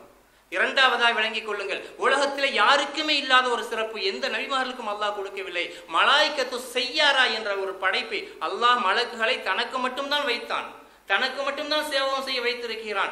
அந்த மலக்கை ரசூலுல்லாஹி ஸல்லல்லாஹு அலைஹி வஸல்லம் ரூஹை கைப்பற்றவுடன் ரசூலுல்லாஹி ஸல்லல்லாஹு அலைஹி வஸல்லம் அவர்களுக்கு என்ன வேலை செய்வதற்காக ஆயிரக்கணக்கான மலக்குகளை அல்லாஹ் ஒதுக்கி விட்டான். தெரியுமா இந்த சம்பவம் உங்களுக்கு? அருமை நபி ஸல்லல்லாஹு அலைஹி அரிசி சுமப்பதற்கு மலக்குகள், தஸ்பீஹ் செய்வதற்கு மலக்குகள், அல்லாஹ்வை புகழ்வதற்கான மலக்குகள், 1 லட்சக்கணக்கான மலக்குகளை ஒதுக்கிவிட்டு அல்லாஹ் சொன்னான், என்னுடைய தூதர் மீது எங்கெல்லாம் ஸலவாத் ஓதப்படுகிறதோ, யாரெல்லாம் ஸலவாத் ஓதுகிறார்களோ அந்த ஸலவாத்தை உடனுக்குடன் என்னுடைய தூதருக்கு எத்தி வையுங்கள். உங்களுக்கு பேரு மலக்கு செய்யாரா, நடமாடக்கூடிய மலக்குகள் என்று அல்லாஹ் சிலரை ஒதுக்கி வைத்தான். மலேசியாவுடைய நாகூர் பள்ளியிலே உட்கார்ந்து ஸலவாத் ஓதினாலும் மதீனாவுடைய ரவுலா ஷெரீஃபுக்கு எத்தி வைக்கப்படுகிறது. இந்து மகா சமுத்திரத்தின் நடுக்கடலிலே உட்கார்ந்து ஒரு கேப்டனோ ஒரு பையனியோ அல்லாஹும்ம ஸல்லி அலா சய்யிதினா முஹம்மத், யா அல்லாஹ் என்னுடைய நபியின் மீது ஸலவாத் சொல்வாயாக என்று ஓதக்கூடிய அந்த ஸலவாத், கடல் நடுவிலே ஓதப்படக்கூடிய அந்த ஸலவாத் ரவுலா ஷெரீஃபுக்கு எத்தி வைக்கப்படுகிறது. இதற்கென லட்சக்கணக்கான மலக்குகளை அல்லாஹ் சாட்டி விட்டான். கியாமத் நாள் வரைக்கும் அந்த மலக்குகள் செயல்பட்டு கொண்டு இருப்பார்கள். இது எந்த சமுதாயத்துக்கும் கிடையாது. நபி மூசாவும் கிடையாது, ஈசாவும் கிடையாது, எந்த நபிமாரும் கிடையாத ஒரு செயல். மூளை முடுக்கெல்லாம் உட்கார்ந்து ஓதப்படக்கூடிய ஸலவாத்தை அல்லாஹ்வுடைய ரசூலுக்கு ஏற்றி வைக்கப்படுகிறது. பிறப்பை தெரிந்து கொண்டோம். ரசூலுல்லாஹ்வுடைய உடல் அமைப்பு எப்படி தெரியுமா? கொசு ரசூலுல்லாஹ் மேல உட்காராது. நம்ம தூங்குனாக்கா அந்த வந்து உட்காருதுல, ரசூல் மேல வந்து உட்காராது. நபி அவர்களுக்கு கொட்டாவி வராது. நம்ம கொட்டாவி விட்டு அடக்கிறோமா? ரசூலுல்லாஹ் இயற்கையாவே கொட்டாவி கிடையாது. ரெண்டாவது. மூன்றாவதா ரசூலுல்லாஹி ஸல்லல்லாஹு அலைஹி வஸல்லம் அவர்களின் மலம் ஜலத்தை நீர் பூமி உறிஞ்சி கொள்ளும். ரசூலுல்லாஹ் இப்படித்தான் பேஞ்சாங்க, இப்படித்தான் இருந்தாங்க அப்படிங்கிற மலம் ஜலத்தை யாரும் பார்த்திருக்கவில்லை. நபி ஸல்லல்லாஹு அலைஹி வஸல்லம் அல்லாஹ் அந்த சிறப்பை கொடுத்திருந்தான். நான்காவதாக ரசூலுல்லாஹி ஸல்லல்லாஹு அலைஹி வஸல்லம் அவர்களுடைய உறுப்புகள் எவரோடு படுகிறதோ அந்த அவர்களுக்கும் சேர்த்து நரகம் ஹராமாக்கப்பட்டது. ரசூலுல்லாஹ்வுடைய முடியை எங்க சீவி போட்டாலும் அபூ தல்ஹா ரலியல்லாஹு தஆலா அன்ஹு என்ற சஹாபி சேமித்து வைத்துக் கொள்வார்கள். ரசூலுல்லாஹ்வுடைய நகத்தை முஆவியா ரலியல்லாஹு தஆலா சேமித்து வைத்துக் கொண்டார்கள். முஆவியா ரலியல்லாஹு தஆலா அன்ஹு அவர்கள் இயற்கை மௌத், அவங்களுக்கு ஷஹாதத் கிடையாது, இயற்கை மௌத் எழுகிறார்கள். மௌத்தை உணர்ந்த நேரத்தில் தன்னுடைய மகன் யஸீதை அழைத்து சொன்னார்கள், எனக்கு பின்னால் நீ அரசராகி விட்டாய், இதுவெல்லாம் பெருசல்ல, நான் இறந்து விட்டால் அந்த துணியிலே நபி அவர்களுடைய நகத்தை நான் சேமித்து வைத்திருக்கிறேன், என்னுடைய கபரிலே அந்த நெகங்களை போட்டு அடக்குவாயாக என்று வசியத் செய்துவிட்டு வந்த விஷயம், வசியத் செய்துவிட்டு அவர் வஃபாத்தானது ஹதீஸ் கிரந்தங்களிலே பதியப்படுகிறது. முஆவியா நகத்தை சேமி வைத்தார். இவைகள் எல்லாம் ஆதார் ரசூலுல்லாஹ்வுக்கு பின்னால் நடந்தாலும் கூட நபியுடைய காலத்திலே சஃபீனா என்ற ஒரு வேலைக்காரி இருந்தார்கள். பெருமானார் ஸல்லல்லாஹு அலைஹி வஸல்லம் அவர்கள் அந்த சஃபீனாவிடத்திலே சொன்னார்கள், சில ரத்தம் குத்தி வாங்கக்கூடிய பழக்கம் இருந்துச்சு. எக்ஸ்ட்ரா ரத்தத்தை ரசூலுல்லாஹ் குத்தி எடுத்திருக்கிறாங்க. அது ஹதீஸ்ல தெளிவான பல ஹதீஸ்கள் ஆதாரம் வருது. அந்த ரத்தத்தை கொடுத்து விட்டு இதை நீ புதைத்து விடு என்று சொன்னார்கள். அந்த அம்மா நான் ராத்திரில புதைச்சுக்கிறேன்னு வாங்கி பத்திரப்படுத்தி வச்சுக்கிட்டாங்க. காலையில் எழுந்த உடனே ஐன சஃபீனா தனி, என்னுடைய ரத்தம் எங்கே என்று கேட்டார்கள். ஹல் தஃபன்தி, இப்படியே வருது, நீ புதைத்து விட்டாயா? அந்த அம்மா சொன்னாங்க காலத்து, அந்த அம்மா சொன்னாங்க தஃபன்து யா ரசூலுல்லாஹ், பொதுவா சொல்லுங்க தஃபன்து யா ரசூலுல்லாஹ், நான் புதைத்து விட்டேன் என்று சொன்னார்கள். ஸல்லல்லாஹு அலைஹி வஸல்லம் சிரிச்சுக்கிட்டே ஐன தஃபன்தி, எங்கு புதைத்தாய் என்று கேட்டார்கள். காலத்து, அந்த அம்மா சொல்றாங்க தஃபன்து ஃபி பத்னி யா ரசூலுல்லாஹ், அல்லாஹ்வுடைய ரசூல் அவர்களே, என்னுடைய வயிற்றுக்குள் புதைத்துக் கொண்டேன், குடித்து விட்டேன், உங்களுடைய இரத்தத்தை கீழே ஊற்றுவதற்கு மனம் வரவில்லை அல்லாஹ்வுடைய ரசூலே என்று சொன்னார்கள். பெருமானார் ஸல்லல்லாஹு அலைஹி வஸல்லம் யா சஃபீனத்து ஹர்ரமிக்கி அல்லாஹு ஜஹன்னம், சஃபீனாவே அல்லாஹ் உன்னை ஹராமாக்கி விட்டான் நரக நெருப்பில் இருந்து என்று சொன்னார்கள். நரக நெருப்பு தீண்டுவதை விட்டு உம்மை ஹராமாக்கி விட்டான் என்று சொன்னார்கள். அருமை சகோதரரை சிந்தித்து பாருங்கள், நம்ம ரத்தத்தை யாராவது குடிச்சாண்டா ஹராமாகும். அவர் அல்லாஹ்வுடைய ரசூலுடைய ஒவ்வொரு உறுப்பிலும் அல்லாஹ் நரகத்தை ஹராமாக்கி வச்சிருந்தார். அது எங்க போனாலும் அவங்களுக்கு அது ஹராம். இது ரசூலுல்லாஹ்வுடைய உடம்பு அமைப்பை பொறுத்தது. எல்லாவற்றிற்கும் மேலாக நபி ஸல்லல்லாஹு அலைஹி வஸல்லம் உடம்பு இயற்கை ஒளி பொருந்தியது. ஆயிஷா சித்திகா அறிவிக்கிறார்கள், ஒரு நேரத்திலே நான் ஒரே ஒரு ஊசியை வைத்து தைத்துக் கொண்டிருந்தேன், தேடிக்கிட்டே இருந்தேன், திடீர்னு அல்லாஹ்வுடைய ரசூல் உள்ளே வந்தார்கள், அவர்களுடைய அந்த ஒளியில் இருந்து நான் ஊசியை எடுத்துக்கொண்டேன். இவைகளாம் மௌலுதுல வரக்கூடியதான், அரபியில ஓதத்தான் சரிங்க, மௌலுதுல வரக்கூடிய விஷயம், ஆனா என்ன ஓதுறன்னு தெரியாது. ரசூலுல்லாஹி ஸல்லல்லாஹு அலைஹி வஸல்லம் உடல் இயற்கை, அப்படியே திடீர்னு ஒரு சபைக்குள்ள வந்தாங்கன்னா ஒரு நூறானியத்து வரும். இது அல்லாஹ்வுடைய ரசூலுக்கு கொடுத்த அல்லாஹ்வுடைய நியமத். இப்படி உடல் அமைப்பாலும் பெருமானார் ஸல்லல்லாஹு அலைஹி வஸல்லம் அவர்கள் சிறப்பிற்குரியவராக இருந்தார்கள். ரசூலுல்லாஹ் பிறந்துட்டாங்க, 40வது வயசுல நபியாக ஆனார்கள். நபியான பின்பு ஸல்லல்லாஹு அலைஹி வஸல்லம் பட்ட கஷ்டங்கள் இருக்குல்ல, சொல்லலாம் முடியாது, பேசவும் முடியாது, ரெக்கார்ட் பண்ணாலும் சரி, என்ன பண்ணாலும் சரி. அருமை நபி ஸல்லல்லாஹு அலைஹி வஸல்லம் அவர்களே அல்லாஹ் இவ்வளவு பாதுகாத்தான்ல, கஷ்டப்படக்கூடிய நேரத்தில் ஸல்லல்லாஹு அலைஹி வஸல்லம் காபாவிலே தொழுது வைத்திருக்கிறார்கள், தொழுதுகிட்டு இருக்கிறாங்க. அபூ ஜஹல் மற்றவர் இங்கெல்லாம் தொழக்கூடாது, அப்படி மீறி தொழுதினா கஷ்டம் அப்படின்னு சொல்லிட்டு அப்பத்தான் அறுத்த ஒட்டகத்தை கொண்டு வந்து அப்படியே மேல குடலை தூக்கி போட்டு போனாங்க. கற்பனைக்கு எட்டாத கஷ்டங்கள். நபி ஸல்லல்லாஹு அலைஹி வஸல்லம் தாடியை பிடிச்சி பிச்சு அடிச்சிருக்கிறாங்க. ஸல்லல்லாஹு அலைஹி வஸல்லம் வீட்டிலே இருக்க முடியாத அளவிற்கு அர்கம் ரலியல்லாஹு தஆலா அன்ஹு அவர்கள் வீட்டிலே போய் தலைமறைவான வாழ்க்கை வாழ்ந்து கொண்டிருந்தார்கள். பெருமானார் ஸல்லல்லாஹு அலைஹி வஸல்லம் அவர்களை மகள் பார்த்து சொல்லினார்கள், அந்த ஒட்டகத்தை தள்ளி விட்டு, அல்லாஹ்வுடைய ரசூல் அவர்களே, முன்னுள்ள சமுதாயத்திற்கெல்லாம் நபிமார்களை அல்லாஹ் எப்படியெல்லாம் பாதுகாத்திருக்கிறான், நீங்கள் வேண்டுங்கள் என்போது பெருமானார் ஸல்லல்லாஹு அலைஹி வஸல்லம் இதுதானமா ஆரம்பம் அப்படின்னு சொன்னாங்க. இதுதானமா ஆரம்பம், பொறுமா அப்படின்னு சொல்லி சொன்னாங்க. அதனால அருமை சகோதரர்களே, சரி அவங்களை ஈமான் கொண்ட சஹாபாக்கள் நல்ல சத்தியமிட்டு சொல்லுங்கள். அருமை சகோதரர்களே, நீங்க இஷா தொழுகைக்கு வரக்கூடிய நேரத்தில் உங்களை யாராவது தடுத்தாங்களா? தொழுக போனா அடிப்பேன்னு சொல்லியிருக்காங்களா? அதை பாங்க சொல்றது யாரையாவது தடுத்துருக்காங்களா? நம்ம பிறந்த இந்த காலத்துல எந்த ஊர்ல, இந்தியாவில் இருக்கட்டும், மலேசியாவில் இருக்கட்டும், சைனாவில் இருக்கட்டும், எங்கேயாவது ஏன் பாங்க சொல்றேன்னு கேட்கறாங்களா? ஏன் தொழுக போறேன்னு கேட்கறாங்களா? அருமை சகோதரர் சொல்லுங்க பார்ப்போம். இஸ்லாத்தை ஏற்றுக்கொண்ட ஒரே காரணனுக்கா யாசர் ரலியல்லாஹு தஆலா கொலை செய்யப்பட்டாங்க. கற்பனைக்கு எட்டாத முறையிலே வலது காலை ஒரு ஒட்டகத்திலும் இடது காலை ஒரு ஒட்டகத்திலும் கட்டி 2 ஒட்டகத்துடைய வாளை நெருப்பு மூட்டி இருவேறு திக்குகளில் விரட்டினாங்க. அந்த பக்கம் ஒரு ஒட்டகம் ஓடி, இந்த பக்கம் ஒரு ஒட்டகம் ஓடினா, அம்பால குத்துறது ஈஸி, வாளால வெட்டுறது ஈஸி. கவடு கிளியப்பட்டு 2 கால்களும் பிளக்கப்பட்டு உயிர் நீத்தார்கள். முதல் தியாகி இஸ்லாத்திற்காக யாசர் ரலியல்லாஹு தஆலா அன்ஹு. ஏண்டா என் புருஷனை இப்படி கொலை செஞ்சா என்று கேட்பதற்காக வேண்டிய அவருடைய மனைவி சுமையா வருகிறார்கள். அவருடைய அடி வயிற்றில் அம்பை எய்து கொல்லப்பட்டார்கள். அவருடைய ஒரே மகன் அம்மார் ரலியல்லாஹு தஆலா அன்ஹு அவர்கள் பட்ட மரத்திலே கட்டி வைக்கப்பட்டு கொலை முயற்சி நடக்கும் பொழுது பெருமானார் ஸல்லல்லாஹு அலைஹி வஸல்லம் செய்தி எட்டுகிறது. அர்கம் ரலியல்லாஹு தஆலா வீட்டிலே இருந்து வருகிறார்கள். நெருப்பு எரிந்து கொண்டிருக்கிறது. அம்மார் மரத்திலே கட்டப்பட்டு இருக்கிறார். பெருமானார் ஸல்லல்லாஹு அலைஹி வஸல்லம் சொன்னார்கள். அப்பதான் நபி ஆயிருக்கிறாங்க. அவங்க சொல்றாங்க, யா நாரு, ஓ நெருப்பே, பர்ரித இலா அம்ரி, நீ குளிர்ச்சியாவையாக அம்மாருக்காக குளிர்ச்சியாவையாக, கமா பர்ரத்தலி நபீனா இப்ராஹிம் அலைஹிஸ்ஸலாம், இப்ராஹிம் அலைஹிஸ்ஸலாத்துக்காக நீ எப்படி குளிர்ந்தாயோ அதே குளிர்ச்சியை என்னுடைய தோழர் அம்மாருக்காக குளிர்வாயாக என்று ரசூலுல்லாஹி ஸல்லல்லாஹு அலைஹி வஸல்லம் சொல்ல நெருப்பு அணைந்தது என்ற வரலாறு காணப்படுகிறது. அப்படி சொல்றாங்க. என்னுடைய கலீல் இப்ராஹிம் அலைஹிஸ்ஸலாத்துக்காக வேண்டி எப்படி நீ அணைந்தாயோ அது போன்ற அணை என்று சொல்ல நெருப்பு அணைந்த வரலாற்றை காண முடிகிறது. பிலால் ரலியல்லாஹு கொடுமை செய்யப்பட்ட கொடுமை, இதெல்லாம் கற்பனைக்கு எட்டாத விஷயங்கள். அத்துணை சஹாபாக்களும் ரசூலுல்லாஹி ஸல்லல்லாஹு அலைஹி வஸல்லம் ஏற்றுக்கொண்டவர்கள் ஒருத்தர் கூட முர்தத்தாகி போக கிடையாது. ஐயோ கொடுமையா இருக்கே, கஷ்டமா இருக்கே, இந்த மதத்தில் இருந்து போயிடுவோம் அப்படின்னு சொல்லி போக கிடையாது. ஏன் என்று சொன்னால் இதை நம்ம மதமாக விளங்கி வைத்திருக்கிறோம். இதை நம்ம ஜாதியா புரிச்சும், துல்கர்ல ஒரு ஜாதி, முஸ்லீம் ஒரு தாலின் ஜாதி மதம் விளங்கி வச்சிருக்கிறோம். இது மார்க்கம். அது நமக்கே முதல்ல புரியல, மற்ற பேருக்கு நம்ம எப்படி சொல்லுவோம்? இது மார்க்கம். அருமை சகோதரர்களே, மார்க்கம்.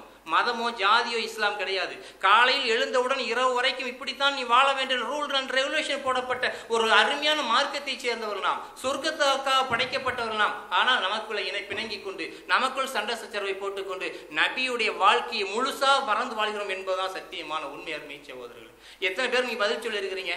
இன்னைக்கு கூட மஜீத் மௌலானா சொன்னார், ஃபேஸ்புக்கில் நபி ஸல்லல்லாஹு அலைஹி வஸல்லம் எழுதும் பொழுது 8 வயசு சிறுமியை பலாத்காரம் பண்ணினார் அப்படின்னு கொண்டு வராங்க.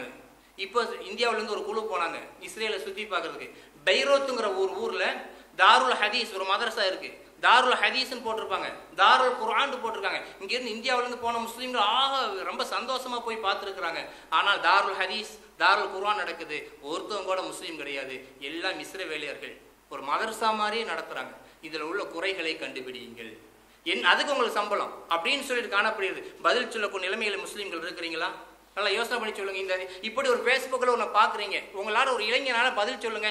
உங்களோட வியாபாரம் பண்ணுறவன் உங்களை கற்பிக்கிறான், நீங்கள் வியாபாரம் பண்ணிட்டு இருக்கிறீங்க. ஒரு மலாய்க்காரனோ ஒரு ஹிந்துவா வர்றான், என்னடா உங்க முகமது 8 வயசு பிள்ளையை கல்யாணம் பண்ணியிருக்காரு அப்படின்னு கேட்டான். பதில் சொல்ல முடியுமா? இப்போ சொல்லுங்க பாப்பா, என்ன பதில் சொல்லுவீங்க? இப்படி கேட்டால் என்ன பதில் சொல்ல நம்ம தெரிந்து வைத்திருக்கிறோம். தொழுகை, நோன்பு, ஜகாத், ஹஜ்ஜி, இது இஸ்லாத்துடைய ஒரு பாடல். அருமை சகோதரர்களே, இது இல்லாமல் 25% தான், 75% இஸ்லாத்தை தூவேஷனம் பண்ணக்கூடிய பதில் சொல்லக்கூடிய முறையில் நம்ம கற்று வச்சிருக்கிறோமா? அதில் பதில் சொல்லக்கூடிய நிலைமையில நமக்கு அந்த நாலேஜ் இருக்கா? இப்போ கேட்குறேன், நீங்க சொல்லுங்களேன். ரசூலுல்லாஹி ஸல்லல்லாஹு அலைஹி வஸல்லம் ஆயிஷாவை திருமணம் செஞ்சாங்க. திருமணம் செய்யும்போது 8 அல்லது 9 வயசு. ஒருத்தன் கேட்குறான், என்னப்பா அவங்க நபி இத்தனை வயசு பிள்ளையை திருமணம் செஞ்சாங்க? இந்த காலத்தில் அது பெருசாக பேசப்படக்கூடிய காலம். அப்போ அது சாதாரணம். இப்போ பெருசாக பேசப்படக்கூடிய காலத்தில் நம்ம இருக்கிறோம். பதில் சொல்லணும். என்ன பதில் சொல்லுவீங்க? டாக்டராக இருந்தாலும், இன்ஜினியர் இருந்தாலும், வக்கீலா இருந்தாலும், என்ன படிச்சவங்க என்ன பதில் சொல்லுவீங்க? தெரியாது. காரணம் என்னென்னா நபியை பற்றி நாம் சிலதுதான் விளங்கி வைத்திருக்கிறோம். ரசூலுல்லாஹி ஸல்லல்லாஹு அலைஹி வஸல்லம் 2வது திருமணம் பண்ணது 51வது வயசு. இந்த செய்தி எத்தனை பேருக்கு தெரியும்? நபி ஸல்லல்லாஹு அலைஹி வஸல்லம் 2வது மேரேஜ் பண்ணது 11 வயசுல கல்யாணம் பண்ணாங்க. ஆனா 2வது திருமணம் செய்து 51 வயசு. 51 வயசு வரைக்கும் ரசூலுல்லாஹி ஸல்லல்லாஹு அலைஹி வஸல்லம் ஏகபத்தினி விரதம் ஹதீஜாவோட தான் வாழ்ந்தார்கள். ஹதீஜா உயிரோடு இருக்கிற வரைக்கும் ரசூலுல்லாஹ் எந்த பெண்ணையுமே திருமணம் செய்யவில்லை. 51 வயசுல இருந்து 63 வயசு வரைக்கும் தான் மற்ற பெண்களை நபி அவர்கள் திருமணம் செய்தார்கள் என்ற செய்தி எத்தனை முஸ்லிம் ஆண்களுக்கும் பெண்களுக்கும் தெரியும்? நன்றாக யோசனை பண்ணி பாருங்க. 52 வயசுல தான் ரசூலுல்லாஹ் 2வது கல்யாணம் பண்ணாங்க. ஆயிஷா சித்திகாவை திருமணம் செய்யும் பொழுது ஆயிஷாவை திருமணம் செஞ்சதனுடைய காரணம் என்ன? அல்லாஹ் அனுமதி கொடுத்தான். 2100 ஹதீஸ்கள், செக்ஸ் சம்பந்தப்பட்ட ஹதீஸ்களை அன்னை அவர்கள் தான் அறிவித்திருக்கிறார்கள். 2100 ஹதீஸ். யார்கிட்ட போய் கேட்பீங்க? படுக்கையில் இப்படி நடந்து கொண்டால் எப்படி விஷயம் என்று பெண்கள் மாதவிடாய் சம்பந்தப்பட்ட, நிஃபாஸ் சம்பந்தப்பட்ட சட்டங்கள் யார்கிட்ட போய் கேட்க முடியும்? ரசூலுல்லாஹ் கல்யாணம் முடிச்சோலாம் 2 கல்யாணத்துக்கு பின்னால, 3 கல்யாணத்துக்கு பின்னால் அந்த பெண்கள் வெக்கப்பட்டு ஒதுங்கி கொண்ட நேரத்தில் இந்த குமரியான ஆயிஷா தான் திட்டவட்டமாக 2100 ஹதீஸ்கள், குடும்பவியல், செக்ஸ் சம்பந்தப்பட்ட ஹதீஸ்களை அன்னை அவர்கள் தான் நமக்கு அறிவித்து தந்திருக்கிறார்கள். இந்த செய்தி எத்தனை நபர்களுக்கு தெரியும்? 2100 ஹதீஸ் இருக்கு சம்பந்தப்பட்ட ஆயிஷா சித்திகாவுடைய ஹதீஸ் கரந்தங்கள்ல. அன்னை அவர்களை திருமணம் செய்தார்கள். 2வதா நிக்காஹுக்கு முன்னால் ஒருத்தர் நிக்காஹ் செய்து கொண்டால், புளுவுக்கு முன்னால் ஒரு பெண் பருவம் அடைகிறதுக்கு முன்னால் நிக்காஹ் செய்வது கூடும் என்ற சட்டத்தை ரசூல் சொல்லித் தராங்க விரும்புகிறார்கள். செக்ஸுக்காக திருமணம் செய்யவில்லை. செக்ஸுக்காக திருமணம் செய்வதா இருந்தால் பெருமானார் ஸல்லல்லாஹு அலைஹி வஸல்லம் அவர்கள் 40 வயது ஹதீஜாவை திருமணம் செய்ய வேண்டிய அவசியம் கிடையாது 25 வயசில். ஏன் யோசிக்கல? இந்த பதில் உங்களுக்கு சொல்ல தெரியணும், அதுக்காக சொல்றேன். 25 வயசுல 40 வயசு 2 தடவை நிக்காஹ் செய்து விட்டு பல குழந்தைகளுக்கு தாயான ஹதீஜா பிராட்டியாரை 3வது முறையாக தான் நபி ஸல்லல்லாஹு அலைஹி வஸல்லம் 3வது கணவராக திருமணம் செய்து கொண்டார்கள். ரசூலுல்லாஹ்வுடைய அழகுக்கு, ரசூலுல்லாஹ்வுடைய நூறானியத்துக்கு, ரசூலுல்லாஹ்வுடைய உடல் அமைப்புக்கு பெருமானார் ஸல்லல்லாஹு அலைஹி சொல்றாங்க, என்னை அல்லாஹ் ஜல்ல சுப்ஹானஹு வ தஆலா சிவப்பும் கோதுமை நிறமும் கலந்தத நிறத்திலே படைத்தான். என்னுடைய சகோதரர் யூசுஃபை என்னை விட அழகாக முழு சிவப்பாக படைத்தான். அப்படி யூசுஃபுக்கு அடுத்த அந்தஸ்துல யூசுப் அலைஹிஸ்ஸலாத்தை பார்த்து பெண்கள் தன்னுடைய கையை அறுத்துக்கிட்டாங்கன்னு குர்ஆன் சொல்லுது. அந்த இவரன் மலக்கா மனிதனா அப்படின்னு அந்த அழகுல மெய் மறந்து கையை அறுத்துக்கிட்டாங்கன்னு சொல்லக்கூடிய யூசுஃபுக்கு அடுத்த அந்தஸ்து உடல் கட்டுடன் பிறந்த நபி ஸல்லல்லாஹு அலைஹி வஸல்லம் தலையெழுத்தா 40 வயசு 2வது 3வது திருமணம் செய்ய வேண்டும் என்று அல்லாஹ்வுடைய ரசூல் திருமணம் செய்தார்கள். செக்ஸ் நோக்கம் அல்ல. அங்கே ஒவ்வொரு கூட்டத்துக்கு பின்பா ரசூலுல்லாஹ்வுடைய காலம் எப்படிப்பட்டது தெரியுமா? ஒரு யுத்தம் செய்தால் ஆயிரக்கணக்கான அடிமைகள் கைதாவார்கள். ஆயிரக்கணக்கான அடிமைகள் கைதாக பொழுதெல்லாம் ரசூலுல்லாஹ் ஒரு பெண்ணை திருமணம் செய்தவுடன் ரசூலுல்லாஹ்வுடைய சொந்தக்கார பெண்களை அடிமையாக வைத்திருக்க கூடாது என்று சொல்லி எல்லாரும் உரிமை விட்டுவார்கள். ரசூலுல்லாஹ் பிறக்கும் பொழுது அடிமை வாழ்க்கை என்பது இருந்தது. ரசூலுல்லாஹ் வஃபாத் ஆகும் பொழுது அரபு கண்டத்திலேயே ஒரு அடிமை கிடையாது. அருமை சகோதரர், இந்த வரலாறு யார் எங்க போய் சொல்ல போறீங்க? ரசூலுல்லாஹ் அடிமைத்தனத்தை ஓய்வதற்காக அத்தனை திருமணம் செய்தார்கள். இதெல்லாம் ஈஸியா சொல்லுங்க.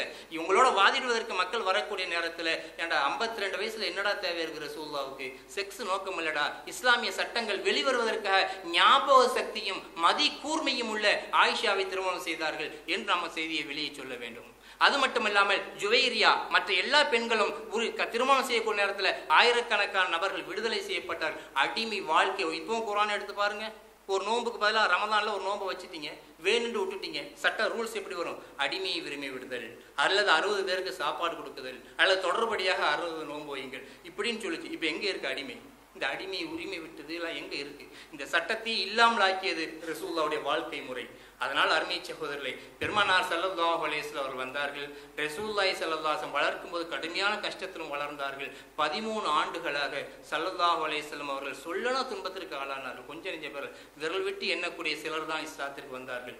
உங்களுக்கு எல்லாருக்கும் தெரியும் உமர் ரலியல்லாஹு தஆலா இஸ்லாத்துக்கு வந்தாருங்க. ஆனால் அந்த இரவுல என்ன நடந்துச்சுங்கிற அந்த ஒரு பகுதி தெரியும், இன்னொரு பகுதி தெரியாது.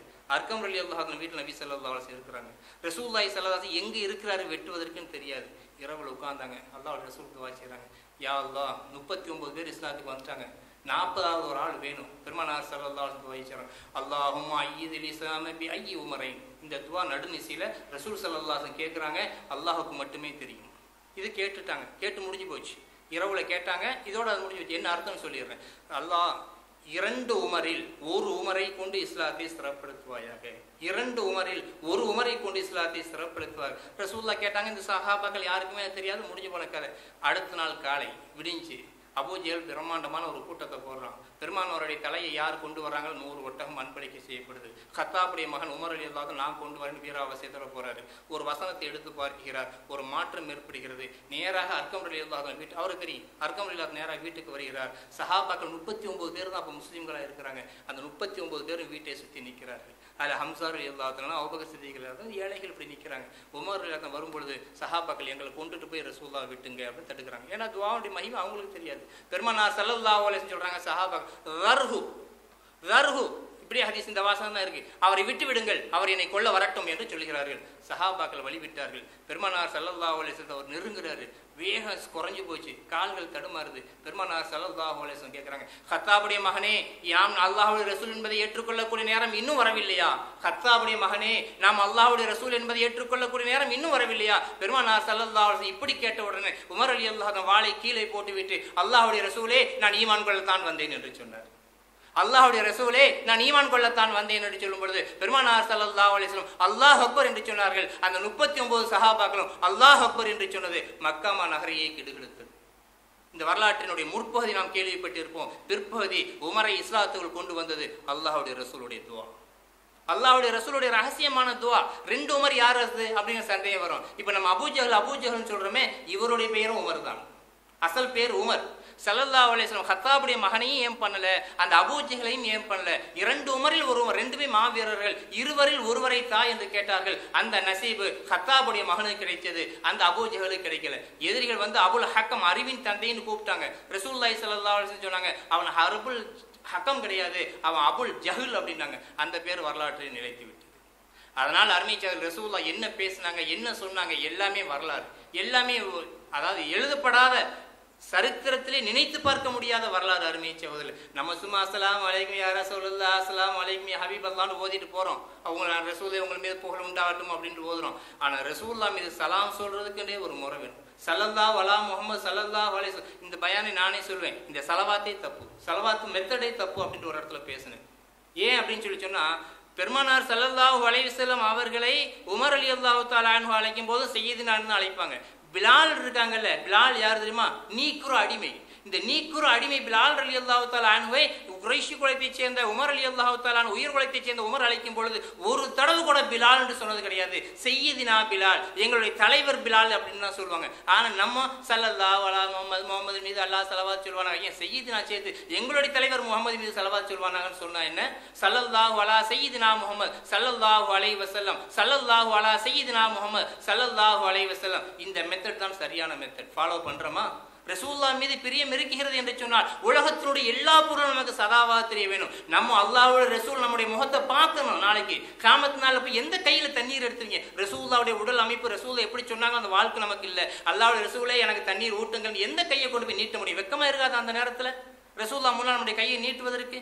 வலிச்சு தாடியோட ஒண்ணுமே இல்லாமல் போகக்கூடிய நேரத்தில் அருமை சகோதரர்களே, அதனால் தெளிவாக தெரிந்து கொள்ளுங்கள், ரசூலுல்லாஹ் மீது முஹப்பத் இல்லாமல் ஈமான் நிறைவு பெறாது. இன்றைக்கு தெரிய வேண்டிய மெசேஜ், நபி மீது ஈமான் முஹப்பத் இல்லாமல் ரசூலுல்லாஹ் நம்புவோம், அவர் ரசூல் தான், நபி தான், ஹபீப் தான் நம்புவோம். ஆனால் எல்லா பொருள்களையும் விட, நம்ம வச்சிருக்கிற ஹோட்டலை விட, நம்முடைய தொழிலை விட, நம்முடைய மனைவி மக்களை விட, ஆசை மனைவியை விட, ஆசை பிள்ளையை விட, கடைக்குட்டியை விட, எல்லா விஷயத்தை விட அல்லாஹ்வுடைய ரசூல் தான் நமக்கு பிரியமானவர்கள் என்ற நிலைமைக்கு என்னுடைய இதயம் எப்போது மாறுகிறது அப்போதான் நம்ம ஓடுவதற்கு தகுதியான ஆட்கள்.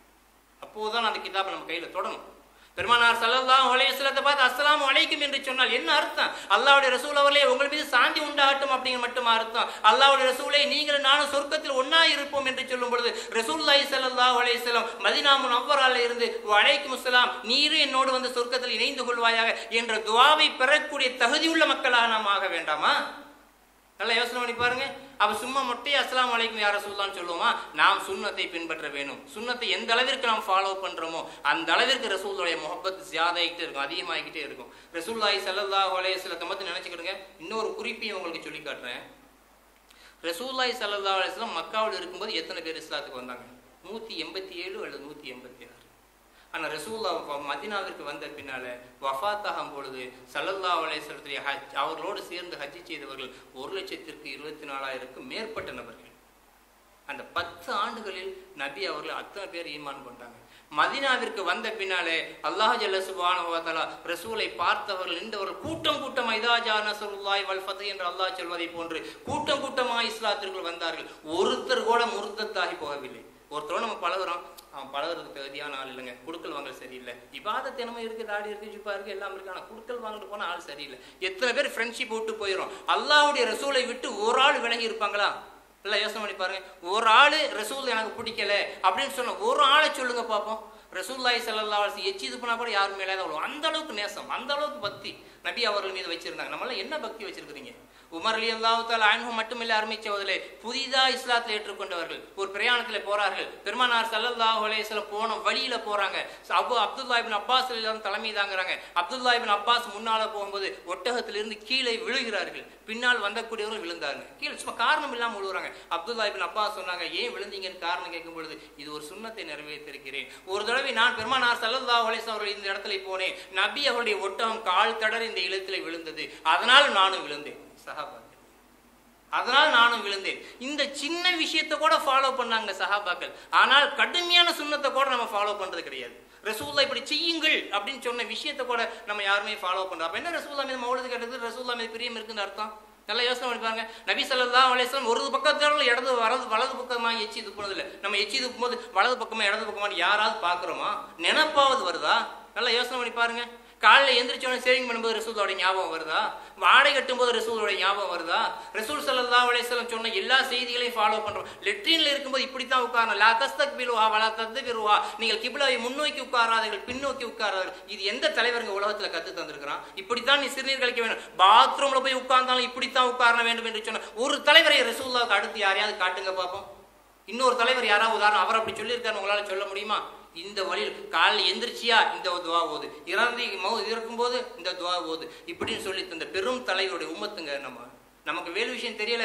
நாளைக்கு அல்லாஹ்வுடைய சன்னிதானத்தில் நம்ம நிற்கும் போதுதான், காலை கபர்லை போகும் பொழுதுதான் நமக்கு தேவை. சரி, அதெல்லாம் விடுங்க.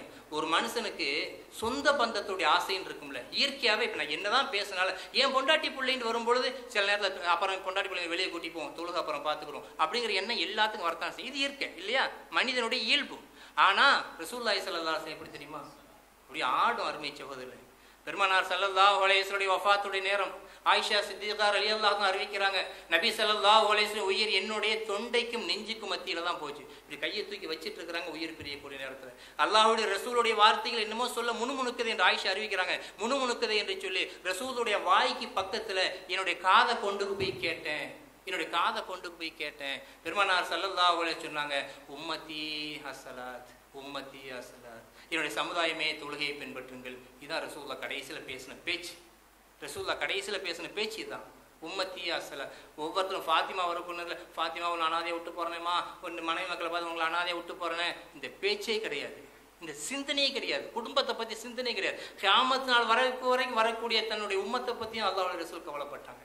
ஃபாத்திமா ரலியல்லாஹு தஆலா அன்ஹா அவர்கள் ஹுனைனிலிருந்து ரசூலுல்லாஹ்க்கு 6000 அடிமைகள் வந்திருந்தாங்க. எத்தனை பேர்? 6000 அடிமை. நிறைய கனிமத் பொருள் அந்த யுத்தத்தில் கிடந்துச்சு. ஃபத்ஹ் மக்காவுக்கு ஹிஜ்ரி 8ஆம் ஆண்டு அலி ரலியல்லாஹு அன்ஹு சொல்றாங்க, தன்னுடைய மனைவியை பார்த்து, நீயே மாவாட்டுற, நீயே குதிரைக்கு கொள்ளு வைக்கிற, நீயே எல்லா வீட்டு வேலையும் பார்க்குற, உன்னுடைய தந்தை இடத்துல 6000 அடிமைகள் வந்திருக்கிறாங்க, ஒரு வேலைக்கார பணிப்பெண்ணை போய் கேட்டு வாங்குறாங்க. ஒரு மத்தியான வேலை லொஹர் தொழுதுட்டு ஃபாத்திமா ரலியல்லாஹு அன்ஹா போறாங்க, சஹாபாக்களோட ரசூலுல்லாஹ் பேசிக்கிட்டு இருக்கிறாங்க, கேட்க வெக்கப்பட்டு திரும்ப வந்துடுறாங்க. ஜாடையா ரசூலுல்லாஹ் பார்த்துட்டாங்க. தொழுகை முடித்தவுடன் நபி ஸல்லல்லாஹு அலைஹி வஸல்லம் ஃபாத்திமாவுடைய வீட்டுக்கு வராங்க, மகளுடைய வீட்டுக்கு வந்தாங்க. ஏமா வந்த, நீ வந்தது மாதிரி தெரிஞ்சது. அந்த அம்மா மௌனமா இருக்கிறாங்க. அலி ரலியல்லாஹு அன்ஹு சொல்றாங்க, அல்லாஹ்வுடைய ரசூல் அவர்களே, நான் தான் அனுப்பி வைத்தேன், ஒரு அடிமை பெண்ணை வாங்கி வா என்று நான் தான் அனுப்பி வைத்தேன். எண்ணற்ற அடிமைகள் மதீனாவில் இருக்கிறாங்களே, ஒரு அடிமையை வாங்கிட்டு வந்து நான் தான் அனுப்பி வைத்தேன். பெருமானார் ஸல்லல்லாஹு அலைஹி வஸல்லம் சொன்னாங்க, எல்லாத்தையும் பங்கு வச்சுட்டோமா, 4 அடிமைகள் இருக்கிறாங்க, அவங்களையும் அஸ்ஹாபு சுஃபாவுக்காக அவங்க அந்த காசை வித்து அஸ்ஹாப் திண்ணை தோழர்களுக்காக கொடுப்பதா நியத்து பண்ணி வச்சுட்டேனம்மா என்று ரசூலுல்லாஹி ஸல்லல்லாஹு அலைஹி வஸல்லம் சொல்றாங்க. மகளுக்கு சொல்லக்கூடிய பதிலா யோசனை பண்ணுங்க, சும்மா சிம்மலா பேச. 6000 அடிமைகளை தன்னுடைய வீட்டுக்கென ஒரு அடிமையை ஒதுக்காத தலைவர் நபி ஸல்லல்லாஹு அலைஹி வஸல்லம் அவங்க சொல்றாங்க. அந்த ஹதீஸ்ல எழுதப்படுகிறது, பெருமானார் ஸல்லல்லாஹு அலைஹி வஸல்லம் அவங்க சொல்றாங்க, 2 பேரும் படுத்துட்டு இருக்கும்போது வந்தாங்க. அவங்க தலையில கையை வச்சுட்டு அலி ரலியல்லாஹு அன்ஹு மேல ஒருத்த கையவும் ஃபாத்திமா ரலியல்லாஹு அன்ஹா மேல கையை வச்சுட்டு, என்னுடைய அருமை மகளே, உனக்கு நான் தர முடியாதற்காக வருந்துகிறேன், ஒரு அடிமையை விட சிறப்பான ஒன்றை உனக்கு கத்து தரட்டுமா, சிறந்த ஒன்றை சொல்லட்டுமா என்று கேட்டுவிட்டு பெருமானார் ஸல்லல்லாஹு அலைஹி வஸல்லம் சொன்னாங்க, நீங்கள் படுக்கும்போது 33 தடவை சுப்ஹானல்லாஹ், 34 தடவை அல்ஹம்துலில்லாஹ், 34 தடவை அல்லாஹ் அக்பர், இதை சொல்லி கொண்டு படுமா, அடுத்த நாள் ஒரு அடிமை செய்யக்கூடிய வேலையை விட அந்த தஸ்பீஹ்கள் உனக்கு செய்யும். இந்த தஸ்பீஹ்கள் உனக்கு செய்யும். இந்த நம்ம சுப்ஹானல்லாஹ் அல்ஹம்துலில்லாஹ் அல்லாஹ் அக்பர் சொல்றோமே, அந்த நேரத்துல ரசூலுல்லாஹ் சொல்லி கொடுத்தாங்க. அந்த தஸ்பீஹ்க்கு பேரே தஸ்பீஹத்துல் ஃபாத்திமா தான். ஆனா தெரியாம முன்னோர்கள் அப்படியே அசருக்கு பின்னாலே சுபுக்கு பின்னாலே ஓதிட்டு வாங்க அப்படின்னு சொல்லி அவங்க அமலுக்கு கொண்டு வந்துட்டாங்க. படுக்கிறதுக்கு முன்னால் இரவில எந்நேரமானாலும் அலி ரலியல்லாஹு அன்ஹு அறிவிக்கிறாங்க, என் உயிர் எவன் மீது இருக்கிறதோ அவன் மீது ஆணையாக, மௌத்தார் வரைக்கும் நானும் என்னுடைய மனைவியும் அந்த தஸ்பீஹை விட்டது கிடையாது, ஒரு நாள் கூட விட்டது கிடையாது அப்படின்னு சொல்லிட்டு எக்ஸ்ட்ரா சொல்றாங்க. என்னுடைய மனைவி இறந்த பின்னால் சிஃபின் யுத்தத்தில் கூட, அந்த காலகட்டத்தில் கூட, அந்த யுத்தத்தினுடைய நெருக்கடியில் கூட அந்த தஸ்பீஹை நான் மறந்தது கிடையாது. இது ரசூலுல்லாஹ் மீது வச்சிருக்கக்கூடிய அன்பு, மாமனார் மீது வைத்திருக்கக்கூடிய அன்பு. நம்ம ரசூலுல்லாஹ் பின்பற்றோம், இந்த ஹதீஸை போய் கேள்விப்பட்டோம். இன்றைக்கு உள்ள மெசேஜ், இந்த பயான்ல இந்த அமலை நீங்கள் ஏற்படுத்துங்க. இந்த ஒரு அமலை இன்னைக்கு ஃபாலோ பண்ணுங்க. படுக்கும் பொழுது எந்த நேரத்தில் மிட் நைட் ஹோட்டலை மூடிட்டு வியாபாரத்தை மூடிட்டு எந்த நேரத்துக்கு போனாலும் கூட அந்த நேரத்தில் 33 தடவை சுப்ஹானல்லாஹ், 33 தடவை அல்ஹம்துலில்லாஹ், 34 தடவை அல்லாஹ் அக்பர், இதை ஓதாமல் நான் இன்று தூங்குவது இல்லை அப்படிங்கிற ஒரு தஸ்பீஹுடைய கண்ணோட்டத்தை பெற்றுக்கிறங்க. அல்லாஹ் ஜல்ல சுப்ஹானஹு வ தஆலா இந்த ரசூலுல்லாஹ்வுடைய பிள்ளைக்கு என்ன கொடுத்தானோ அந்த பரக்கத்தை கொடுப்பான். இந்த பயானை கேட்கக்கூடிய பெண்கள் ஈஸியாக ஒன்று புரிஞ்சுக்கிடுங்க, பெண்களுக்கு அமல் செய்யக்கூடிய நசீபு நிறைய இருக்குது, எக்கச்சக்கமான அமல். சும்மா பயானை கேட்டோம் போனோம் அப்படிங்கிற சடங்கா ஏற்பாடு பண்ணல.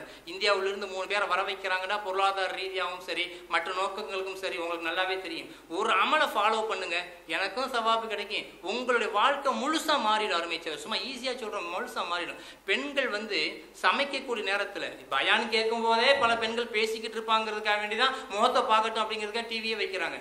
ஆனால் அதே நேரத்துல ஆண்களாவது வியாபாரம் குடுக்கல் வாங்கல் அப்படின்னு அந்த டென்ஷன்ல இருப்பாங்க. பகல்ல பெண்கள் இப்ப சமைக்கிறாங்க, உதாரணத்துக்காக சொல்றேன், சமைக்கிறாங்க, காஃபி கொதிச்சிட்டு இருக்குது அல்லது சோறு ஆயிட்டு இருக்குது, வாய் என்ன செய்யுது, சும்மா முணுமுணுத்து அடுத்தவங்கள்ட்ட பேசுறது பதிலா அல்ஹம்துலில்லாஹ் அல்லாஹ் அக்பர் அதிகமான செலவாத்து, எந்த அளவுக்கு ரசூல் மீது செலவாத்து ஓத முடியுமோ அந்த அளவுக்கு செலவாத்தை ஓதுனால் அந்த குடிச்ச அந்த செலவாத்து ஓதிக்கிட்டே சமைக்கப்பட்ட சமையலை சாப்பிடுறதுனால அந்த குடும்பத்துல எவ்வளவு பெரிய மறுமலர்ச்சி ஏற்படும், எவ்வளவு பெரிய பரக்கத்து ஏற்படும். ஏன் இது பெண்கள் ஈஸியா ஃபாலோ பண்ண நல்லா தெரிஞ்சுக்கிடுங்க. பெண்களுக்கும் சரி ஆண்களுக்கும் சரி, பிரயாணத்துல போறீங்க, இங்க இருந்து கோலாலம்பூர் வரைக்கும் போறது ஒரு 6 மணி நேரம் கார்ல ஆகும்டா, டிரைவிங்கை பிடிச்சிடும், மற்றவங்களை எதையாவது வாய் அல்லாஹ்வின் நினைப்பிலே இருக்கணும். சிடி கேசட் போடுறதுக்கு பதிலாக ஒரு பாட்டு கேசட்டை போட்டு போகிறதுல என்ன லாபம் கிடைக்கிது? சும்மா உடம்பு வேண்டாம் டங்கு டங்குன்னு ஆடலாம், ஆனால் சவாபு கிடைக்குமா? அந்த நேரத்தில் ஏதாவது தஸ்பீ, ஏதாவது செலவாத். இந்த சம்பவத்தை மட்டும் சொல்லிட்டு முடிக்கிறேன். ஒருத்தர் இஸ்லாம் இந்த மாதிரி பயான் கேட்டுட்டு மக்களோட பேசக்கூடாது, புறம் பேசக்கூடாது அப்படிங்கிற ஆசையில் ஒரு காட்டில் போய் உட்கார்ந்தாரு. பகல்லாம் நோன்பு வச்சாரு, இரவுல தொழுதாரு, நல்லா ஆயிட்டு. இப்படியே அவருடைய இபாதத் போக போக போக ஒரு காலகட்டத்தில் அண்ணாந்து பார்க்குறாரு, ஒரு தலைக்கு மேலே கத்திக்கிட்டு இருந்து இடைஞ்சல் பண்ண புறாவை வெறுப்போட பார்க்குறாரு. அந்த புறா செத்து கருகி கீழே விழுந்துருது. நடந்த சம்பவம். அவருக்கு ஒரு ஆசை ஏற்பட்டுச்சு, ஆஹா என்னடா இந்த புறாவை இப்படி இறந்து போச்சு, அப்போ நமக்கு பவருக்கு வந்துருச்சு. ஊருக்குள்ள வர்றாரு. எழுத்த மாதிரி அவர் ஊருக்குள்ள நுழையும் பொழுது ஊருடைய எல்லையில ஒருத்த கசாப்படாரம் உட்காந்துட்டு கருகி வெட்டிட்டு இருக்கிறான். அஸ்ஸலாமு அலைக்கும் பாய், அவன் பதில் சொல்லல. ரெண்டாவது தடவை அஸ்ஸலாமு அலைக்கும் பாய், பதில் சொல்லல. மூணாவது தடவை அஸ்ஸலாமு அலைக்கும் யார் தெரியுமா அப்படின்னு சொன்னோன்னே அவர் கரியை வெட்டிக்கிட்டு, உன் பேர் முஸ்தபா, அவங்க அத்தா பேர் ராவத்தர் அப்படின்னு பரம்பரை ஹிஸ்டரியை சொல்லிட்டு இந்த காட்டில் தவம் பண்ணிட்டு ஒரு ப்ராசத்தோன்னு ஊருக்குள்ள வந்திருக்குன்னு கதை எல்லாத்தையும் சொல்லி முடிச்சிடறான். Shock, first shock. என்னப்பா இதெல்லாம் உனக்கு யார் சொல்லி தந்தா அப்படின்னு கேட்கும்பொழுது அவர் சொல்றார், அல்லம் நீ ரப்பி, என்னுடைய ரப்பு எனக்கு சொல்லி தந்தான், என்னுடைய ரப்பு எனக்கு அறிவிச்சான். ரெண்டாவது ரப்பு சொல்லி தந்தானா, நீயே கசாப்படாரன், ஒரு நாளைக்கு ஒரு கொலை பண்ணிட்டு இருக்க, ஆடு அறுத்துட்டு இருக்கிற, உனக்கு எப்படி தெரியும் போது அவன் சொன்னான், நான் என்னிடத்துல தொழுகை இல்லை, என்னிடத்துல எந்த இபாதத்தும் கிடையாது, ஆனால் என்னுடைய மனைவி காலையில் இருந்து மாலை வரைக்கும் எந்த சமையல் செய்தாலும் அல்லாஹ்வுடைய ரசூல் மீது ஸலவாத் ஓதாமல் சமைப்பதே கிடையாது. ஏதாவது தேவைண்டா, முட்டை 4 வாங்கிட்டு வாங்க, காப்பி தூள் வாங்கிட்டு வாங்க, சக்கரை வாங்கிட்டு வாங்க, சீட்டு தான் தருவாள் தவிர வாய் திறந்து பேச மாட்டாள். வாய் ஸலவாத்திலேயே தான் திளைத்திருக்கும். அந்த ஆகாரத்தை சாப்பிட்டதின் காரணமாக அல்லம் நீ ரப்பி, எனக்கு இறைவன் கற்றுத்தந்தான். இந்த குடும்பத்தில் புருஷனை பற்றி குறை சொல்கிறது, பிள்ளைங்களை பற்றி குறை சொல்கிறது பதிலாக இந்த மாதிரி பெண்கள் ஃபாலோ பண்ணி பாருங்கள். இன்னையிலிருந்து அந்த ஃபாலோ பண்ண. ஆனால் ஷைத்தான் கெடுப்பான், நஃப்ஸு கெடுக்கும். அதையும் மீறி நீங்கள் அப்படி சமையல் செய்யக்கூடிய நேரத்தில், ஓய்வாக இருக்கக்கூடிய நேரத்தில், சும்மா உட்காந்த நேரத்தில் தஸ்பீயும் கையுமாக இருந்தீங்க அப்படின்னு சொல்லி சொன்னால் அதை சாப்பிடக்கூடிய சாப்பாடு அண்ணன் தம்பிகளோ சகோதர சகோதரிகளோ மிகப்பெரிய மாற்றம் ஏற்படும். எண்ணங்கள் தான் ஒரு மனுஷனை கொண்டு போகிறது. நல்லதின் பக்கமும் தீமையின் பக்கம் கொண்டு போகிறது எண்ணம் தான். அந்த எண்ணம் ஆகாரத்தின் மூலமாகத்தான் உருவாகுது. ஹலாலான ஆகாரத்தின் மூலமாக நல்ல எண்ணம் வரும். சில நேரத்தில் பார்த்தீங்கன்னா சில பேர் அப்படியே நெளிவாங்க, தொழுகை எப்படா இமாம் தொழுகை முடிப்பாருன்னு. சில பேர் ராகத்தான் நிற்பாங்க. ஹராமான உணவு உள்ளே போயிருந்துச்சுன்னா நெளிவுறது சுழிவுறது, எப்படா இந்த பள்ளியை விட்டு ஓடுவோம் அப்படின்னு தானாஸ் வரும். இல்லைன்னு சொல்லி சொன்னாக்கா பள்ளி மனசில் லயிச்சிடும். மனசை உருவாக்கக்கூடிய எண்ணங்களை உருவாக்கக்கூடியது சாப்பாடு தான். அதனால் இன்றைய மெசேஜாக நீங்கள் எடுத்துக்கொள்வது, இன்ஷா அல்லாஹ் 6 நாளோ 7 நாளோ பேசினால் 7 மெசேஜ். இன்னைக்கு தூங்கும் பொழுது ஆண்களானாலும் பெண்களாலும் எந்நேரம் படுக்கைக்கு போனாலும் படுக்கும் பொழுது 33 வயசு சுப்ஹானல்லாஹ். நான் சொல்லலை, அல்லாஹ்வுடைய ரசூல் தன்னுடைய பிள்ளைக்கு சொல்லிக் கொடுத்தது. சில விஷயங்களை முழு சமுதாயத்துக்கு சொல்லுவாங்க, சில விஷயத்தில் குடும்ப அங்கத்தினருக்கு சொல்லுவாங்க. ஆனால் ரசூல் ஸல்லல்லாஹு அலைஹி வஸல்லம் குடும்ப அங்கத்தினருக்காக சொன்ன விஷயம், படுக்கும் பொழுது 33 தடவை சுப்ஹானல்லாஹ், 33 தடவை அல்ஹம்துலில்லாஹ், 33 தடவை அல்லாஹ் அக்பர் அப்படிங்கிற ஓதிட்டு படுப்போம். இந்த ஒரு மெசேஜை ஃபாலோ பண்ணுவோம் இன்ஷா அல்லாஹ். நாளைக்கு நபி ஸல்லல்லாஹு அலைஹி வஸல்லம் மதீனா வாழ்க்கையை பார்த்துட்டு மற்ற விஷயங்களை பேசுவோம். வாஹிர் தஅவானா அல்ஹம்துலில்லாஹி ரப்பில் ஆலமீன். அஸ்ஸலாமு அலைக்கும் வரஹ்மத்துல்லாஹி வபரகாத்துஹு. பிஸ்மில்லாஹிர் ரஹ்மானிர் ரஹீம். அல்ஹம்துலில்லாஹி ரப்பில் ஆலமீன். அல்லாஹும்ம ஸல்லி அலா சய்யிதினா முஹம்மதின் வ அலா ஆலி சய்யிதினா முஹம்மதின் வ பாரிக் வ ஸல்லிம் அலைஹி. اللهم لك الحمد ولك الشكر يا الله يا رحمن يا رحيم لا إله إلا أنت سبحانك ونستغفرك إنا كنا من الظالمين. யா அல்லாஹ், நாங்கள் அறிந்தும் அறியாமலும் தெரிந்தும் தெரியாமலும் செய்த சிறு பெரும் பாவங்களை மன்னித்தருள் புரிவாயாக. எங்களுடைய பாவங்களையும் எங்களுடைய பெற்றோர்களுடைய பாவங்களையும் உஸ்தாதுகளுடைய பாவங்களையும் இனபந்துகளுடைய பாவங்களையும் மன்னித்தருள் புரிவாயாக. குறிப்பாக இந்த மஜ்லிஸில் கூடி இருப்பவருடைய பாவங்களையும் அவருடைய குடும்பத்தினருடைய பாவங்களையும் மன்னித்தருள் புரிவாயாக. யா அல்லாஹ், எங்கள் அனைவரையும் அந்தந்த நேரத்தில் அதாவாக தொழக்கூடிய நசீபை எங்களுக்கு தந்தருள் புரிவாயாக. யா ரஹ்மர் ராஹிமீன், எங்களுடைய கடைசி வாக்கியம் லா இலாஹா இல்லல்லாஹ் முஹம்மது ரசூலுல்லாஹ் என்ற திருக்கலிமாவோடு முடியக்கூடிய நசீபை தந்தருள் புரிவாயாக. யா அல்லாஹ், திடீர் மௌத்தை விட்டு கேவலமான தனிமையான மௌத்தை விட்டு எங்களை பாதுகாத்து அருள் புரிவாயாக. யா ரஹ்மர் ராஹிமீன், மௌத்தாகக்கூடிய நேரத்தில் ஈமான் நிரம்பி வழிந்த முத்தகீன்களாக மௌத்தாகக்கூடிய நசீபை எங்களுக்கு தந்தருள் புரிவாயாக. யா அல்லாஹ், எங்களுடைய மௌத்து இருக்கக்கூடிய நேரத்தில் ஒரு பைசா கூட கடன் இல்லாத நிலையில் எங்களுக்கு மௌத்தை தந்தருள் புரிவாயாக. யா அல்லாஹ், நபி மீதும் உன் மீதும் முஹப்பத்தை அதிகமாக்கக்கூடிய நெஞ்சு உரத்தை எங்களுக்கு தந்தருள் புரிவாயாக. யா அல்லாஹ், நாங்கள் நபி மீதும் நபியுடைய குடும்பத்தின் மீதும் அதிகம் நேசத்தை உருவாக்கக்கூடிய சக்தியை தந்தருள் புரிவாயாக. எங்கள் ஒவ்வொருவரையும் மதீனாவிலே ஜியாரத் செய்யாத வரை மௌத்தை தராமல் இருப்பாயாக. ஒவ்வொருவரும் ரசூலுல்லாஹி ஸல்லல்லாஹு அலைஹி வஸல்லம் ரவுலா ஷரீஃபை கண்டு கழிக்கக்கூடிய நசீபை எங்களுக்கு தந்தருள் புரிவாயாக. எங்கள் ஹஜ்ஜுடைய பாக்கியத்தை தந்தருள் புரிவாயாக. யா அல்லாஹ், இந்த ரபீல் அவருடைய முதல் பிறையில் இருந்து தொடர்ந்து நாங்கள் கேட்கக்கூடிய பயானை அமலிலே கொண்டு வரக்கூடிய பாக்கியத்தை எங்களுக்கு தந்தருள் புரிவாயாக. ஸல்லல்லாஹு தஆலா வஸல்லம் அலா கைரி ஹல்கி சய்யிதினா முஹம்மது நபியில் உம்மி வ அலிஹி வஸஹ்பிஹி வஸல்லம் பிரஹ்மதிக யா அர்ஹமர் ராஹிமீன் வல்ஹம்துலில்லாஹி ரப்பில் ஆலமீன். அஸ்ஸலாமு அலைக்கும். அருமையானவர்களே, இன்று மஸ்ஜித் நபவியுடைய வரலாற்றிலே ஒரு பொன்னெழுத்துக்களால் குறிக்கப்படக்கூடிய ஒரு உன்னதமான நாளாக இருக்கின்றது. இன்றைய இந்த பயான் மஜ்லிஸ் இன்று நேற்று போட்ட திட்டம் அல்ல. ஒரு மூன்று ஆண்டுகளுக்கு முன்னால் சகோதரர் மன்சூர் அவர்கள் சொன்ன வார்த்தையாக இருக்கின்றது. இப்படியான ஒரு நிகழ்ச்சியை நாம் செய்ய வேண்டும், இப்படியான ஒரு நிகழ்ச்சியை அறிமுகப்படுத்தி மக்கள் எல்லோரையும் ஒன்று கூட்ட வேண்டும் என்று எப்போதும் பேசப்பட்ட நிகழ்ச்சி தான். இருந்தாலும் பொருளாதார சிக்கலினால் அன்று எங்களுக்கு அது செய்ய முடியாமல் போனது. அது ஒவ்வொரு ஆண்டும் நாங்கள் அதை பேசிக்கொண்டே இருந்தோம். ஒரு பாரிய பொருளாதார திட்டம் வேண்டுமே, பாரிய ஒரு பொருளாதாரம் வேண்டுமே, எப்படி இதை செய்வதென்றெல்லாம் நாம் நினைத்து திகைத்து கொண்டிருந்தோம். ஆனால் வல்லல்லாஹுடைய கிருபையினால் இந்த முறை அது எங்களுக்கு எல்லோருக்கும் அது கைகூடியது. என் அருமையான சகோதரர்களே, இந்த ஊரை பொறுத்தவரையில் அருமையான மிக ஒரு பரந்த உள்ளங்கொண்ட மக்கள் இருக்கிறார்கள் என்று இப்போதுதான் எங்களுக்கு தெரிய வருகிறது. சகோதரர் மன்சூர் சொன்னார், நான் அவர்கிட்ட கேட்ட பொருளாதார திட்டங்களை நீங்கள் எப்படி வகுத்திருக்கிறீர்கள் என்ற போது அல்ஹம்துலில்லாஹ் அந்த பொருளாதார திட்டம் அல்லாஹ்வுடைய கிருபையால் நல்ல விதமாக நடந்திருக்கிறது என்று சொன்னார். அந்த அடிப்படையிலே தான் பேச்சாளர்களை அமைத்திருக்கின்றார். பேச்சாளர்களை அமைத்ததும் பொருளாதாரத்தை வகுத்ததும் ஒரு நிர்வாகத்துடைய திறமையாக இருக்கின்றது. ஆனால் அதை பயன்படுத்துவது எங்களுக்கு ஒரு அவசியமாக இருக்கின்றது.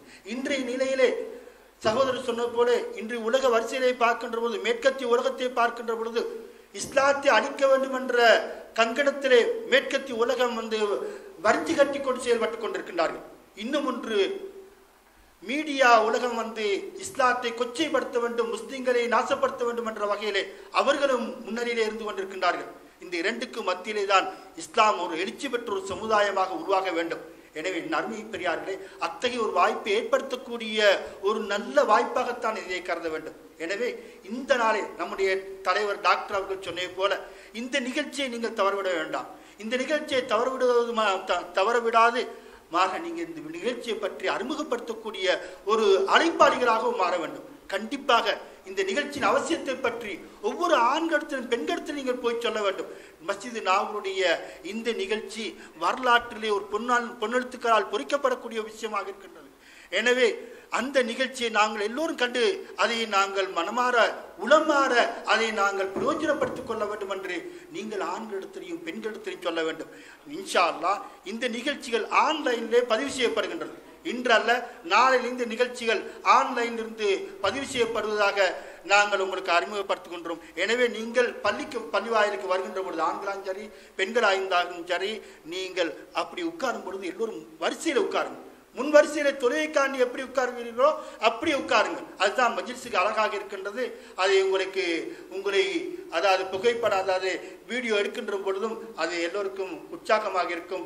ஆன்லைன் இந்த நிகழ்ச்சிகள் வரும் பொழுது அந்த பெருமையெல்லாம் வல்ல அல்லாஹு தாலா நம்ம ஊருக்கு தரக்கூடியவனாக இருக்கின்றான். அந்த நிலையை நாம் அனுபவித்துக் கொள்வோமாக. வாஹிர் தவான் அல்ஹம்துலில்லாஹி ரப்பில் ஆலமீன். வஸ்ஸலாமு அலைக்கும் வரஹ்மத்துல்லாஹி வபரகாத்துஹு.